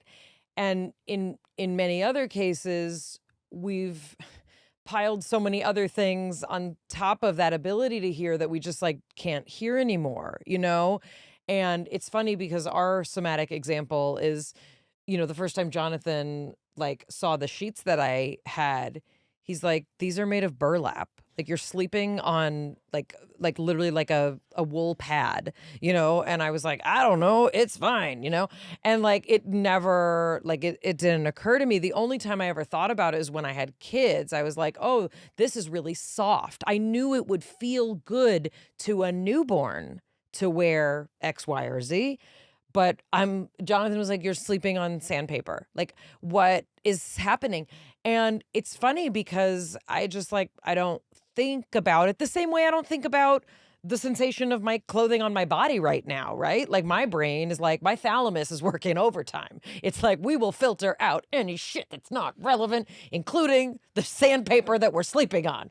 Because are we going to be attacked in the middle of the night by a bear? That's more important. No, the bear will be afraid of the sandpaper. Very logical. The bear will smell the burlap and want nothing to do with it. The bear will like, I will be more comfortable just laying in the street. I'm not sure that that's the kind of human being that I would want to eat. They're the ones that sleep on burlap. Oh, you just made Jonathan laugh so hard. Oh, that's the best line so far. And that's why she's single. Meaning me. I don't know about anybody else. No, it's because all of the men have these head traumas that they're That's right. brain fogged in. All those athletic men. I better not date That's any right. athletic women. We can't find good men anymore. Or women. There are so many other things I want to talk to you about, but a lot of them have been filtered through this conversation. Like I'm going to go back and re-listen to this conversation, and I'm going to reserve the right to circle back with you because we brought up so many topics that need expanding. This is your bedtime story. You're going to listen to this podcast every night before bed. Not on the burlap sheets, though. No. Please, not on the burlap sheets. You said something in the first part of this podcast that you don't hear many medical doctors talk about, which is, have you lost your passion for life? And yes. You weren't asking me. I wasn't asking you. And you spoke about it when you were talking about the indicator that you use when people, what's the first thing that they think when they first wake up in the morning, and have they lost their passion for life? It makes a big assumption that people should have a passion for life, right? Like that's not a medical condition. We have a medical condition for depression and anxiety. Those are in the DSM. Talk to us about your belief if everyone should have a passion for life. I mean, I'm biased. I believe that we're all here and we all have some unique gift or ability to have, but do you mean a passion for living, or do you mean like what's my passion in life? Open-ended question. I'm curious your medical perspective about that term and what you feel people either should be connected to or aren't. What I have come to understand about the nervous system and then its larger relationship with the world and others, spiritualism, all of that, is that we are intended to have the energy to find what makes us most happy. And that is having a purpose in life. My purpose in life is building these beautiful gardens that I can go and enjoy, or invite other people to come and enjoy. It doesn't have to be a specific thing, and it can be very different for different people. But there's this idea that we're designed to find and create meaning for our life, which is having purpose. I know why I get up every day. It energizes me. I know that I bring value to the world. But so many people don't have the energy to have the clarity to figure out their purpose, let alone live it out. And when you say energy, you're talking about the biological energy of their system to give them enough emotional energy to have that. Yes, exactly. And that is why then not having a purpose in life is a sign that your body's in that trauma biology state. It's in the depressed state. And by depressed, I mean your energy is depressed. Because if you had the energy, this is what your nervous system would do naturally. You wouldn't have to plan it out. You wouldn't have to make a decision about creating a beautiful, meaningful life for yourself. It just would happen. And so this is the silent impact of trauma on people's lives, is that it drains their energy to a degree that they may not call it depression yet. They may not call it burnout yet, but they haven't even had the energy to have the clarity on what their purpose is. Having clarity takes energy. But even if you have that clarity of what your purpose would be, you don't have the energy to live it out. This is where we come back to this idea of our rhythms, our cortisol. We're intended to have time every day where that is what we do. We are working towards our purpose, and then we rest. It's the combination of stress and rest that leads to growth. But we're not stressing the right way, and we're definitely not resting the right way. And so there's the lack of growth and the lack of purpose. Having clarity takes energy. Yes. We know this from the science on entropy, that without the input of energy, systems fall apart. To maintain systems, to maintain order, this is from Einstein. These are the science principles. To maintain order, cleanliness, clarity, it takes an investment of energy. The term that was introduced to me, I don't know, many, many years ago, was this idea of the brain needing white space, which is basically downtime in order to wander, to process, to solve all those problems that we can't figure out, that aren't immediately evident to us. When I was running a startup, if I didn't have time to be like, for my brain basically to work out all those interactions and signals that I had throughout the day in back-to-back meetings, then there would be a backlog, and it's like the interactions weren't drained out of the system to make room for the new ones. And I see people, I think about my son, who will fill every moment of the day when he's not on the tennis court with social media or flipping and consuming and analyzing videos. And I'm like, if your brain doesn't ever slow down, how do you refill the energy so that you can then just take on the next day or have, and so I go back to, I think about this idea of clarity. I love the concept that clarity will unfold naturally. Like, we don't have to take a 12-step class to figure out our life's purpose, because we can move through the world and be shown signs. And this kind of brings me back to the other thing you talked about, which is the power of presence. And I loved your example of being with a friend who is passing away. But can you talk a little bit about the power of presence to also navigate our life on the small things every day that will lead us to being able to feel more clear about our presence, to find the things that we enjoy, and then to be guided without sort of these massive crises that most people find themselves in, where they hit a wall and you're like, I don't know what to do. I don't know how to make a living. I don't know who to date. I don't know where to live. And then all of a sudden it feels way too overwhelming to sort out. I didn't realize how not present I was in my life, in the daily things. I didn't realize how much I was doing on autopilot. And when I started doing these practices myself, I realized that I was never present. I was either ruminating about something that had happened in the past or worried about something in the future, but I was not actually present for what I was doing. Now, in all fairness, that had allowed me to do quite well in medical school and all of these other life responsibilities where you have to be able to multitask. You have to be able to be disconnected from your body, that you don't feel your body's needs, because you got to keep pushing on, you got to keep learning more. But at this point, I realized I want something different. And so I started practicing no, when I'm choosing my clothes, I'm going to choose my clothes.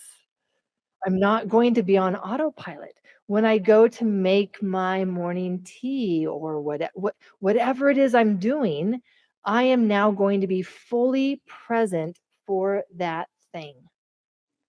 It drove me crazy because I felt like I had gone from, super fast to slowly doing everything. But slowly I started to see these changes where I actually realized I was fully present. I was staying engaged in my body. I wasn't leaving my body and only living in my head like I was used to. And it allowed me to be a very different person with others because I was able to be present for myself. Can you explain what your nervous system is experiencing when you are being present in this way? What's actually happening? What's actually happening in the nervous system is a true sense of safety. And the reason for that is when you think about the nervous system's job to keep you alive, it needs to know, is there danger right here or not? And when I am right here and I've been able to orient to my space and I'm fully present, I know and I feel that I am safe right here, right now. Because a nervous system that's agitated would be constantly scanning, constantly doing, receiving input, adrenaline is going. Because if I do something, then I'm multitasking. doing something great and I can feel good about myself and Right. I know that I'm taking care of myself because this thing is getting done and I'm getting a little hit of dopamine or Right, adrenaline. Or I'm substituting productivity for true safety. And I'm a perfectionist and I don't feel that I will be loved if I don't get this thing perfect. So I will obsess over it. There's so much that goes on in our unconscious that we have been completely unaware of. That's what I mean by autopilot. And when I started to become more present, I realized, like, why am I obsessing over this? What is this really about, Aimie? Oh, it's really about this.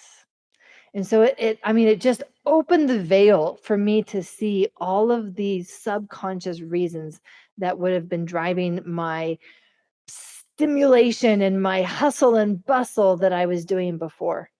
Can people still be highly productive without moving through the world in a trauma response way?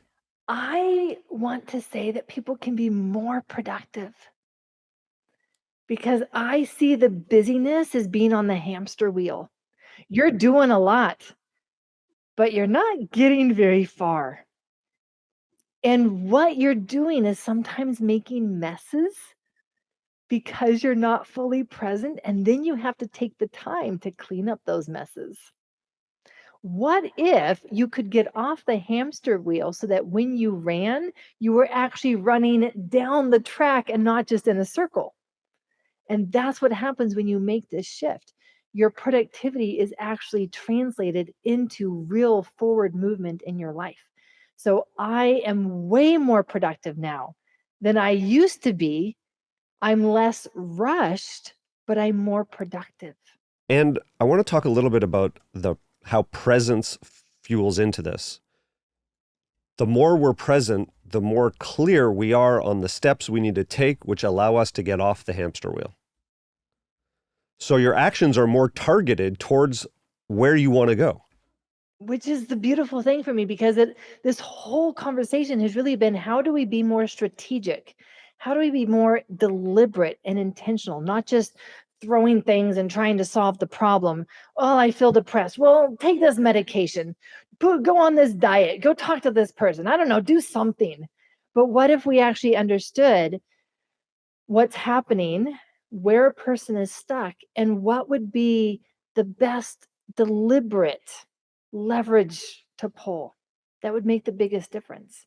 And so it really is not about doing more, it's about doing smarter, because we have more of the science of what is actually driving this, that we can target our interventions to that. And sometimes it's a very small intervention, but small hinges move big doors.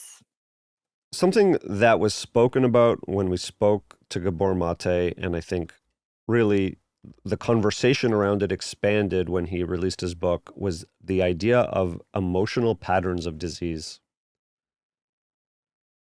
And he talked about people with, it's not just that trauma primes the system to have certain diseases, but he talked about the potential for a specific type of emotional pattern for autoimmune diseases, a certain type of pattern for MS, a certain type of pattern for cancer. Have you seen what? Well, I guess one, do you believe in that? And two, have you seen emotional patterns in certain disease states?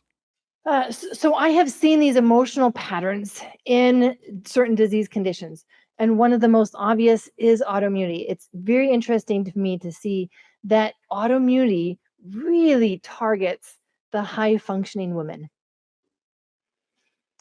And we're talking about women who run businesses, who are in corporate. They have a lot of responsibility. They are showing up in a big way in the world. And then they have this autoimmunity. Just kicks you right in the keister. Yes, I actually start my book in chapter 1 with the story of Elena. Elena had a car accident, and 1 year later, she was diagnosed with autoimmunity, lupus. For her, it came out of the blue. And we were able to see that it actually didn't come out of the blue. And what were those things that had happened in her life 20 years earlier that had started this biology that then finally surfaced after a car accident? But so much goes back to our early years, and I want to emphasize one's early attachment. Many people will think, well, no, I don't have any attachment issues. And yet I look at it in terms of attachment pain. What was a pain that you experienced? Was it a pain of not being heard, a pain of not being seen, a pain of not being held enough? There are certain developmental sequences for what we need. And if we don't get what we need at that time, we will have one of these attachment pains. Autoimmunity is associated with not being held enough. It actually forms a pattern in the nervous system in somatic experiencing. We call that pattern the global high intensity activation. It can come from birth trauma.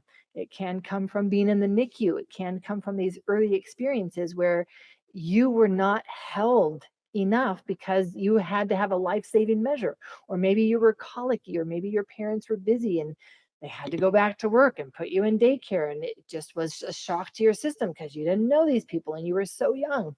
So these attachment pains form so much of these emotional patterns that then develop, especially in autoimmunity, but I'm also seeing them in IBS and cancers, where it's this common theme of, I didn't know that I was going to be okay.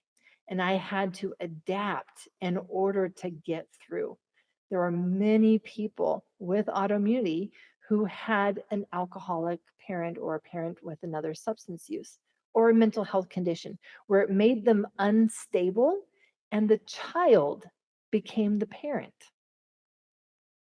That is the formation of a biology of trauma that becomes autoimmunity later on. I think of Kelsey, who developed Hashimoto's thyroid in her early 20s. By the time she's going off to college, she already has this.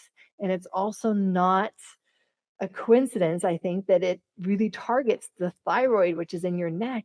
And she never had the voice to be able to say something to her mother. She was the invisible one, the invisible, but the responsible one, having to actually save her and her brother from when her mother would get into car accidents because she was driving a little drunk. Sorry, Graves' disease, 23 years old, right here. One thing that I do want to make sure that we let you speak to, where is resilience in your sort of model of treatment and understanding of trauma? Because over 50% of people, I think, is the current statistic, use daycare, right? Infants are frequently put in daycare now. It's the way that most people can just survive to pay rent. So many families are single income families. Many families have someone on disability or who can't work. And sometimes it's the only way. Like, are we setting ourselves up, to sort of frame an entire nation, right, of traumatized individuals? Where is the room for resiliency, both on a cellular level and on, a larger kind of emotional level? Resiliency is the gift that we give ourselves when we know how to work with our nervous system and our body. And when we see that we are misaligning with what we are naturally designed to do, we are disrupting our resiliency. One of the biggest lies that we have been told, our children are resilient. They are not. They developed the Graves' disease at age 23. How is that resilience? Yes, they survived their childhood. If that's how you're defining resilient, yes, our kids are resilient. But if you're defining resilience as they're not left with a mark, they're not still living with the impact, well, then no, kids are not resilient. And when we look at everything, again, we have to look at everything that's involved, the social systems, the healthcare system, the daycare system, everything goes into that equation for how safe am I or how much danger am I in. And for a small child, it is not their natural design to be taken from their safe parent and put into daycare. But what if that is the best that a parent can do? Well, let's shame that parent. That is for sure the best solution and the best for that child. Absolutely not. I would rather have a parent put their child in a daycare and pick them up with a happy heart, with an open heart, with the biggest hug, because now we can spend the next several hours of the evening together, than to pick up their child and feel ashamed, feel embarrassed, because that's what's going to be communicated with the child. And the child, always assuming that the world revolves around them, they're going to think, look at that. My parent doesn't even want to be picking me up from daycare. I'm not loved. I'm not wanted. I'm not seen. And it makes the situation worse. So we're working in a toxic world. We're working with a toxic environment. There's no way around it. So it's just being able to see then, where can I come in and can I do my best?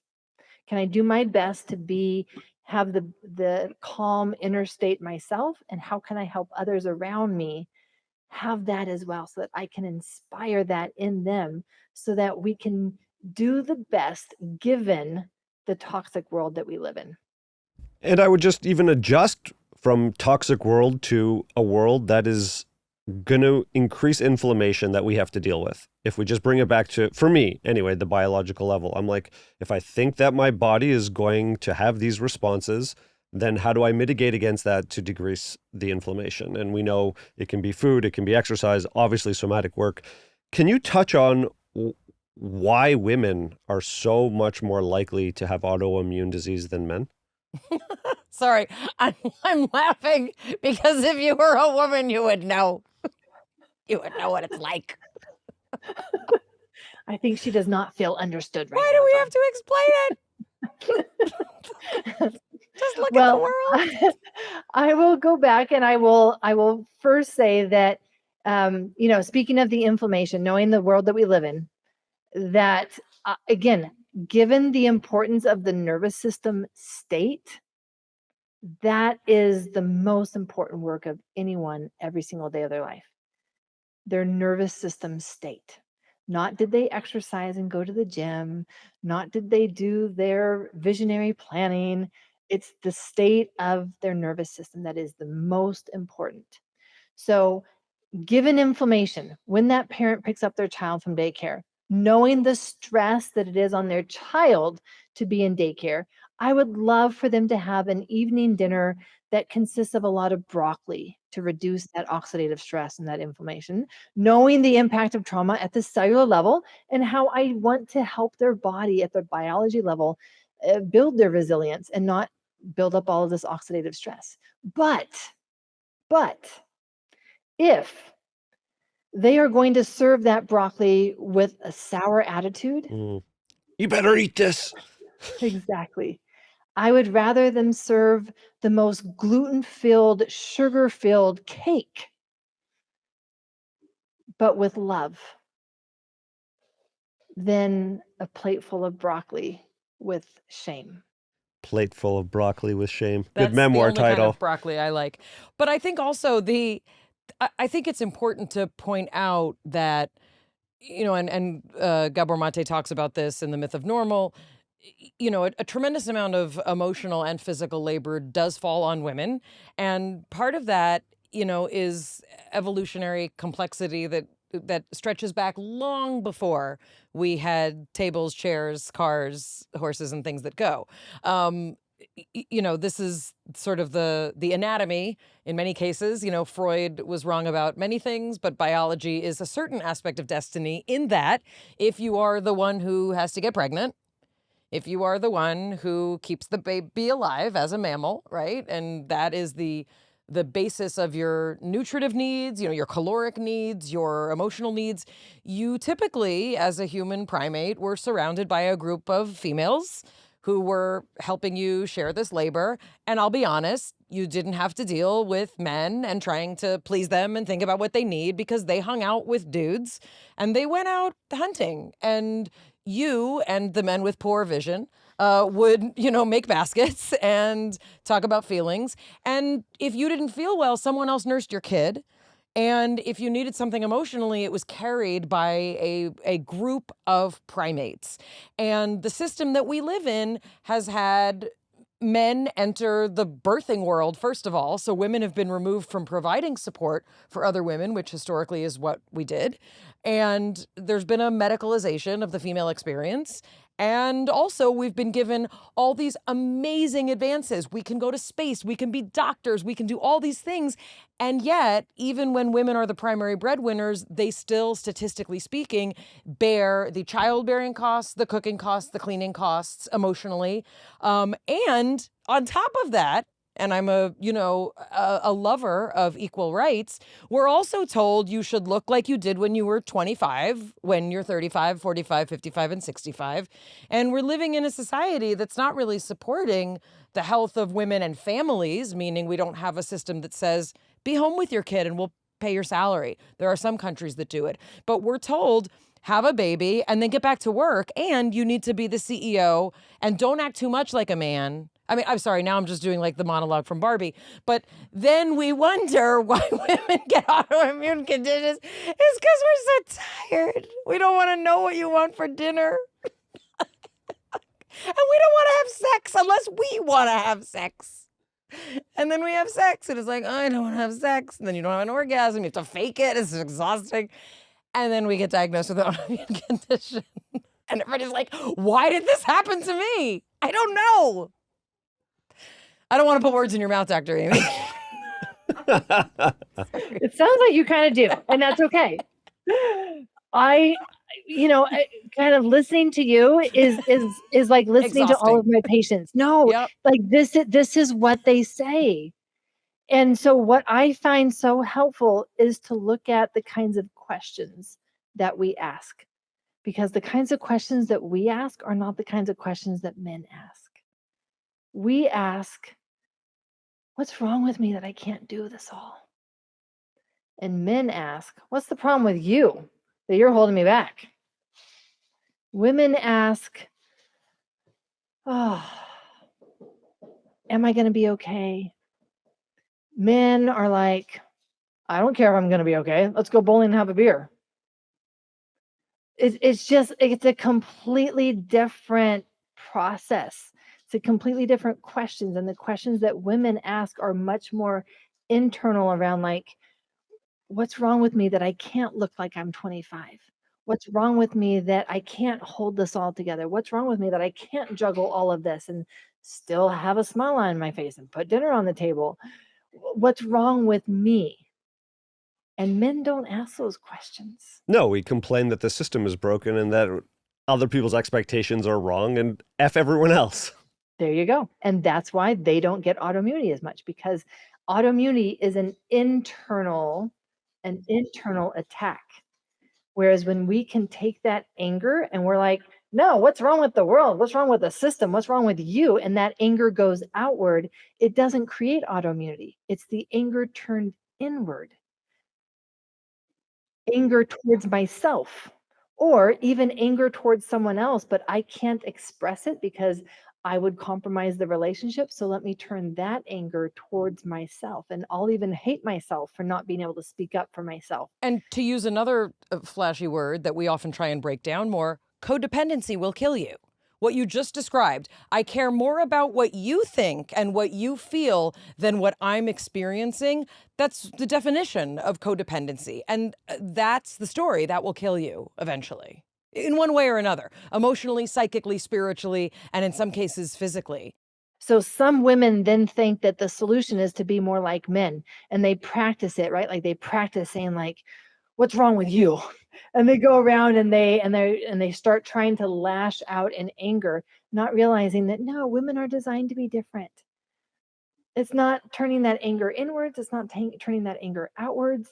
It's a completely different way of living. And that's what we want to find, so that we can be in our authentic self. Because when we are living as our authentic self, there is no autoimmunity. And every person that I know who's reversed their autoimmunity got to that point where they were living their authentic life. Reversing autoimmunity, for those of us who are given an autoimmune diagnosis or two, it's a weird flex, we're told that our body just doesn't work and it's attacking itself. And here are the medications that you take to make it stop attacking itself. And if you stop taking these pills, it's going to go right back to doing what it's doing. What a radical notion that we could reverse autoimmunity, not just by thinking differently, but by training ourselves to experience their cellular life differently. I want to hear more about people who have reversed autoimmune disease. Yeah, what do you want to know? Well, I almost want you to just like start from that you've seen it, because, I think people need to hear the connection between aligning with yourself, aligning with your purpose. I believe in that, but I'm not a doctor. I don't have the biology. And when it comes from me, it sounds, oh, super hippie, or you've no experience in this, but you can feel someone who is energetically off, who's trying to be someone they're not, and you can feel someone who shows up as exactly who they are. Can you talk more from your perspective in a non-hippie fashion? So if the essence of autoimmunity is I'm attacking myself because I don't even like myself, then that is going to be part of the process for reversing autoimmunity. Just like every other form of biology of trauma, it's going to need all three levels of repair: mind, body, and biology. We can't cheat any of those. We have to address each of those, and then it is possible. I remember sitting in the rheumatologist's office and I'm staring at this piece of paper with my test results: ANA, anti-nuclear antibody, 1 in 640 titers. And I was like, how did this happen? What's wrong with me? Why is this happening to me? Those are questions of autoimmunity, by the way. Why is this happening to me is a question of autoimmunity. And I asked the rheumatologist, what do I need to do to not develop a full-blown diagnosis? His answer, of course, nothing you can do. It's just going to happen. It's just a matter of time. So that's when I went and I found functional medicine. I started my trauma work. I was determined for that to not be my life. What I've been able to do is get off all thyroid support, all autoimmune support, and my numbers are completely healthy in the normal range now. I don't have any symptoms of autoimmunity. So for me, when I talk about reversing autoimmunity, that's what I mean, where symptom-free and your levels are normal. And this has now happened in many people who've come to my program, because this is what is possible when we Stop seeing ourselves as the problem. That's the mind level. When we stop seeing ourselves as the problem, then when we work with our body and the stored trauma that it holds and be able to complete those responses that are still being held by our body, and then we do the biology level where we're addressing the oxidative stress, the toxins, the leaky gut, all of these aspects that are involved with autoimmunity. It is very reversible, which gives me so much hope that even after a diagnosis, a person can reverse the impact of trauma on their body. It is not a life sentence. Can you speak to what happens in perimenopause and in menopause to someone who has trauma, especially if they don't know it? What does that look like? Menopause is intended to be this amazingly beautiful period of life for a woman where she can shed that phase of her life where her body's in reproduction mode and really now just focus on making and living out her best purpose. It's what it's intended to be. What actually happens, though, is that because our body's been holding trauma, our hormones are already imbalanced. There's high cortisol often, not always, but often. The adrenaline is still driving that cortisol, and that cortisol is stealing the other hormones that there's less estrogen, there's less progesterone, they're imbalanced. And so then we come into this phase of life where it's supposed to be something that is aligned with our body's rhythms, and it's smooth and it's beautiful. It's a beautiful opening up into the best years of our life. But because we're coming into it already off balance, then these changes are not smooth. It's like being on a bumpy roller coaster where it's like constantly jolting you. And it is not the opening up into our purpose that it was intended to be. But the beautiful thing, though, is that because of these hormonal shifts that happen in perimenopause, it is actually the best time for a woman to do trauma work because it will surface traumas that have been stuffed pretty deep. It will open up things that we didn't realize that our body was storing.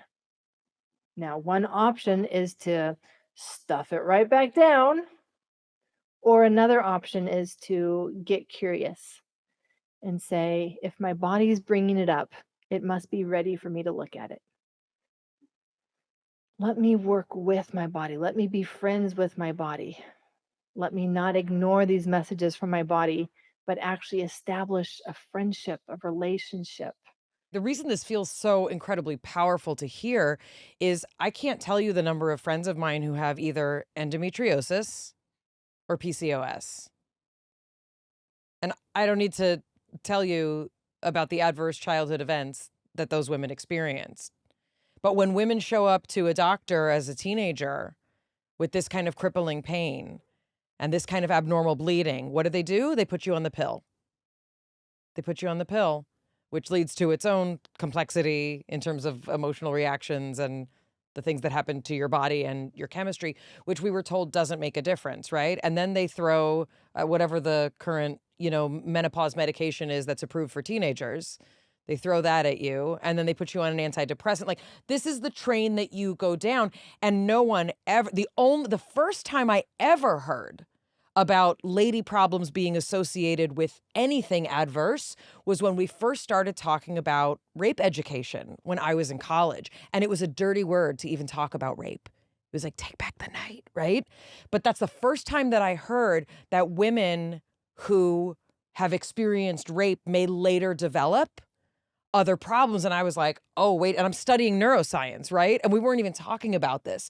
But now that I look at the research is there. So you're looking at PCOS, you're looking at endometriosis, and then to me, menopause it's just a later extension, right, of a hormonal message that your body's trying to give you that's saying, guess what? Whatever you thought you could medicate, distract from, fill the God-shaped hole of your pain with, it's gonna visit you again. and you're going to get that opportunity again. So that's where we can look at that phase of life as a potential opening to say, it's not just about what medication they're going to put you on or you need to leave him or her or whoever, but is this the time in your life when you're actually going to show up? And guess what? The answer is do less, get off your phone, learn to meditate, do some somatic work, and actually find a doctor who believes your symptoms, believes your experience, and also read The Biology of Trauma. And your podcast is fantastic. Every episode is like a different little sliver of this prism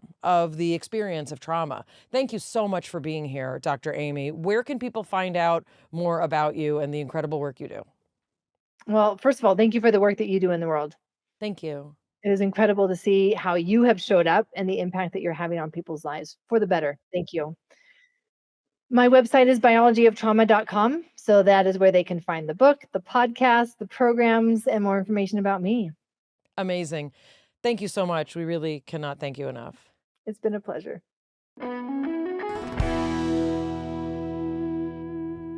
I agreed with like 99% of everything I agreed with so many things. I feel like it's not that, I don't know the things she knows. I love this conversation so much. The only thing I took issue with, and I don't want to bother her about it, but I want to bother you about it. My favorite drug is distraction through work. Mm-hmm. You're so good at it. So productive when I'm stressed. Yeah. So productive. And she said, and what I believe when she said that you can be even more productive than you ever imagined, if you're living your best life, being present, all these things. She's got a different idea for my life than I do, meaning I'm still limited by thinking I need to achieve all the things that I want to achieve and do all the things and cross them off the list. But I remember when I first started this YouTube channel, which you may be watching right now, I started it with my friend Emmanuel Shalev. He works at Aleph Beta right now. And Emu said whenever I had a huge emotional relationship upset, he knew that we would get the best content because I was super focused. I just wanted to work, write. He would be like, write these 6 scripts. I would have them done in like a day because he said he knew and what I realize now, it's not so much that the stress was powering me. It was what the work was doing for me to distract me from the pain and stress that was leading to what I call productivity. I think it takes a really, really, really big change of perspective to go from being fueled by distraction to being fueled by inspiration or some larger connection to a consciousness system. And you could say, well, if I'm happy, I never want to sit down for the number of hours that I otherwise would when I'm distracted and write that many scripts. So you're like, I'll never have the same output, but... every artist says that, right? Like they do the best writing when they're in pain. The change of perception, change of perspective could be that the 1 or 2 scripts that you write from inspiration may have a different frequency to them, a different resonance. They may go from getting 1 million views to getting 8 million views. No. You don't know that though. Have you ever read Elizabeth Barrett Browning? It's so beautiful because there's pain in it. And if you've read Edgar Allan Poe, he died alcoholic in the street with a knock on his head. He wrote beauty in darkness. That's true. I'm not saying you have to be depressed or alcoholic to create good work, but there's a different quality of melancholy that you resonate at. 100%. And that's fine, but there's also the inspiration. That's why people are afraid to it used to be I'm afraid to go on medication. I still want to be myself. But I think it's a different conversation now. But I think a lot of that is I don't know, who am I? Am I this artistic, creative person? And I'm super productive and I stay up late and I smoke my cigarettes and I drink my coffee. That's my vibe, Rumi reached millions and millions of people. He was an inspirational poet. If we're all Sufis, we could maybe achieve. Rumi was an enlightened, mystical being. And if we weren't also traumatized and inflamed on a cellular level, if my bubby had balls, she'd be my Zadie. Sorry, but it's yes, you're right. If we were all living in this state of spiritual grace. Yeah, I don't even think it's spiritual grace. I think it's a level of Rumi. We can't just be oh, Rumi. This is RUMI that we're talking about. That he's just the one example that comes to mind. Most artists are fueled by depression and anxiety and working out their demons. I think that goes to the state of the world that we're in, but I don't think that is necessarily the only paradigm. And I think we are moving into a place knowing more about our biology, knowing more about what makes us safe. And, like I joke that I was fueled by sunlight and the Lord. Without coffee, I do think there is another fuel source for creativity. And, I struggle too. I don't know that you can be a super productive and very high achieving person without putting the hours in, right? Like when you're... I mean, I'm just thinking about what you're like before coffee. No one's getting anything done. Well, I'm functioning differently, but I don't use coffee first thing in the morning. I don't wake up and be like, I feel like junk, I need to caffeinate. Well, I actually use it several hours after, and I usually use it when I'm sitting down to work and getting myself going. And I know that when I wake up first thing in the morning, I don't have to be moving a million miles an hour. I don't have to be on a podcast. I don't have to be writing and having a stream of ideas. So I liked what she said about using it strategically. Well, and I think also, sometimes if you are in a state of addiction to caffeine or really any substance, what will happen is that you experience symptoms that can only be satisfied by consuming that substance. That's the definition of addiction. And you love a definition. And withdrawal is the notion that you will experience these symptoms until you have that substance. So perhaps if you were in a state of not being, let's say, or feeling like you're addicted to it, then I could see using it topically, as it were, which, you could say the same of alcohol. You could say the same of weed. It's different if you are a person who has an addiction and like, I can only be okay when I insert this substance into my body versus I am inserting this substance. Why am I saying inserting? That's a weird thing to say. I'm only taking this substance. How are you taking the substance? Coffee suppository. People do it. I've heard of it on Yom Kippur. Took a dark turn. I'm only taking in this substance because I enjoy the effects in a way that is dependent. And, we could also entitle this episode, We Take Away All Your Fun. Or we're going to microdose you some safety. I like that. Increase your intuition and presence, and you're going to be able to navigate your life more clearly, more easily, get to your destination faster because you're not going to go on these detours. Emotionally. Think about how exhausted you were when you were on your emotional detours, using work as your coping mechanism. This is my emotional detour. That's what we almost called the podcast. Welcome to Mayim Bialik's emotional detour. One thing Dr. Aimie spoke about was the emotional response echoing our cellular response. We think, oh, I got to fix my emotions. But what if our emotions are actually coming from our cellular biology? And I actually want to take one additional step in that circle. I mean, that in and of itself deserves a little bit of love. That's like very Bruce Lipton-y of like, guess what? What's happening in your cell, it matters. It has an impact. You can shift it. And it's reflecting like, and I don't know if it's necessarily, I don't want it to be like, oh, the cell is an analog of your behavior, or your behavior is an analog, of the cell. But it's creating the condition by which the cell is functioning in. The words that look, the English language only has so many words. And the words that you use to describe what a cell looks like when it's healthy are the same words that you would use to describe a person when they're healthy. And I'm speaking objectively. And the words that you would use to describe a cell that's under stress are the same words that you would use to describe a person that's under stress. And the same words you use to describe a cell that is experiencing trauma. And what we mean by that is prolonged stress that makes it not function the way it otherwise would. Correct. Prolonged stress that leads the cell to start compensating for what is happening because of the prolonged stress. Those are the same words that you use to describe the behaviors that that person will exhibit. You are your cell. You are a macrocosm of the cell. And, sorry, I'll stop there. So I agree with everything. And I think this is and I'm not sorry. Such an important point. I mean, if you were not having an autoimmune condition, you would say, not only am I not sorry, but why isn't there more space for me to continue that conversation?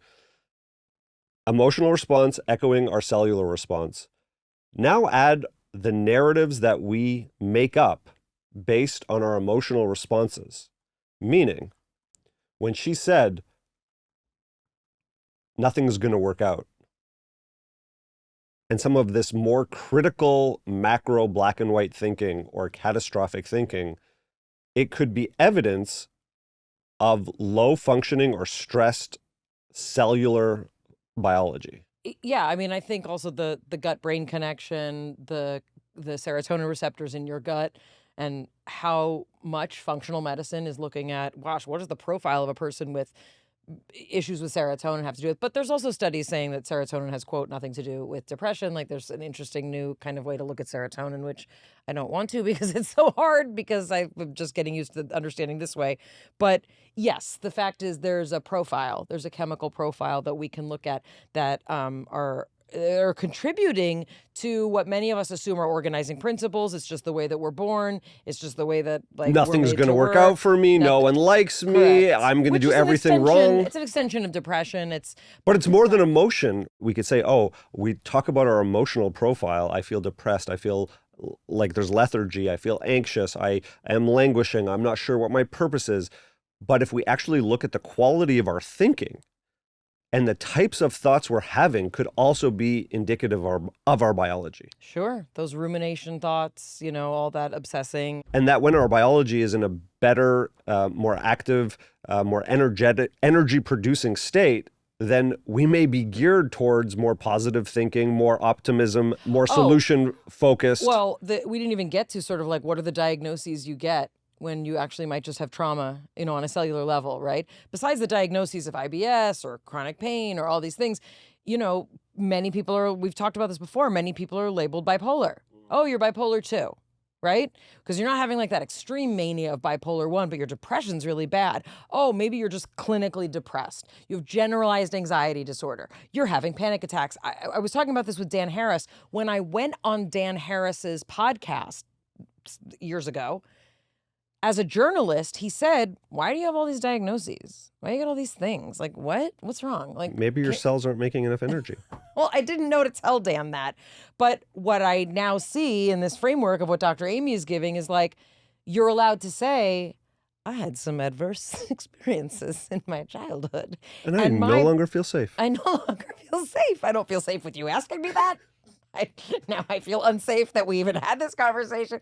But the notion is many of us were like shifted around, and then you finally show up with an autoimmune disorder. Oh, we got something we can treat them with. Oh, okay. Now we've got a name. I'm going to write it in the insurance form. They're not going to cover it because no one's ever heard of it, And then I'm paying out of pocket and I can't afford it and I'm more depressed. And the cheapest thing to do is for Big Pharma to be like, take an SSRI. Or a steroid.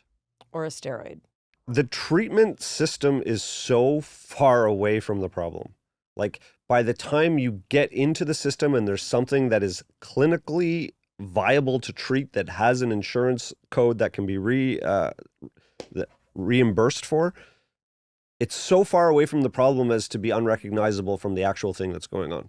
Mayim, there are literally so many more questions that we are going to talk about on Substack. If you have liked this conversation, we're going to talk about the idea that someone might not feel safe to be more alive despite that they want to change, meaning that if you feel lethargic, if you are a procrastinator, that was a huge one, that procrastination can actually be a hit of adrenaline in order to get you going in the morning. The fact that people with autoimmune diseases tend to turn their criticism and attacks on themselves. I can go through a list here, but we're going to talk all about this on Substack. Mayim and I are going to break this down. If you haven't already gone over to Substack, it is a website. And check it out. Google it. You can join us there.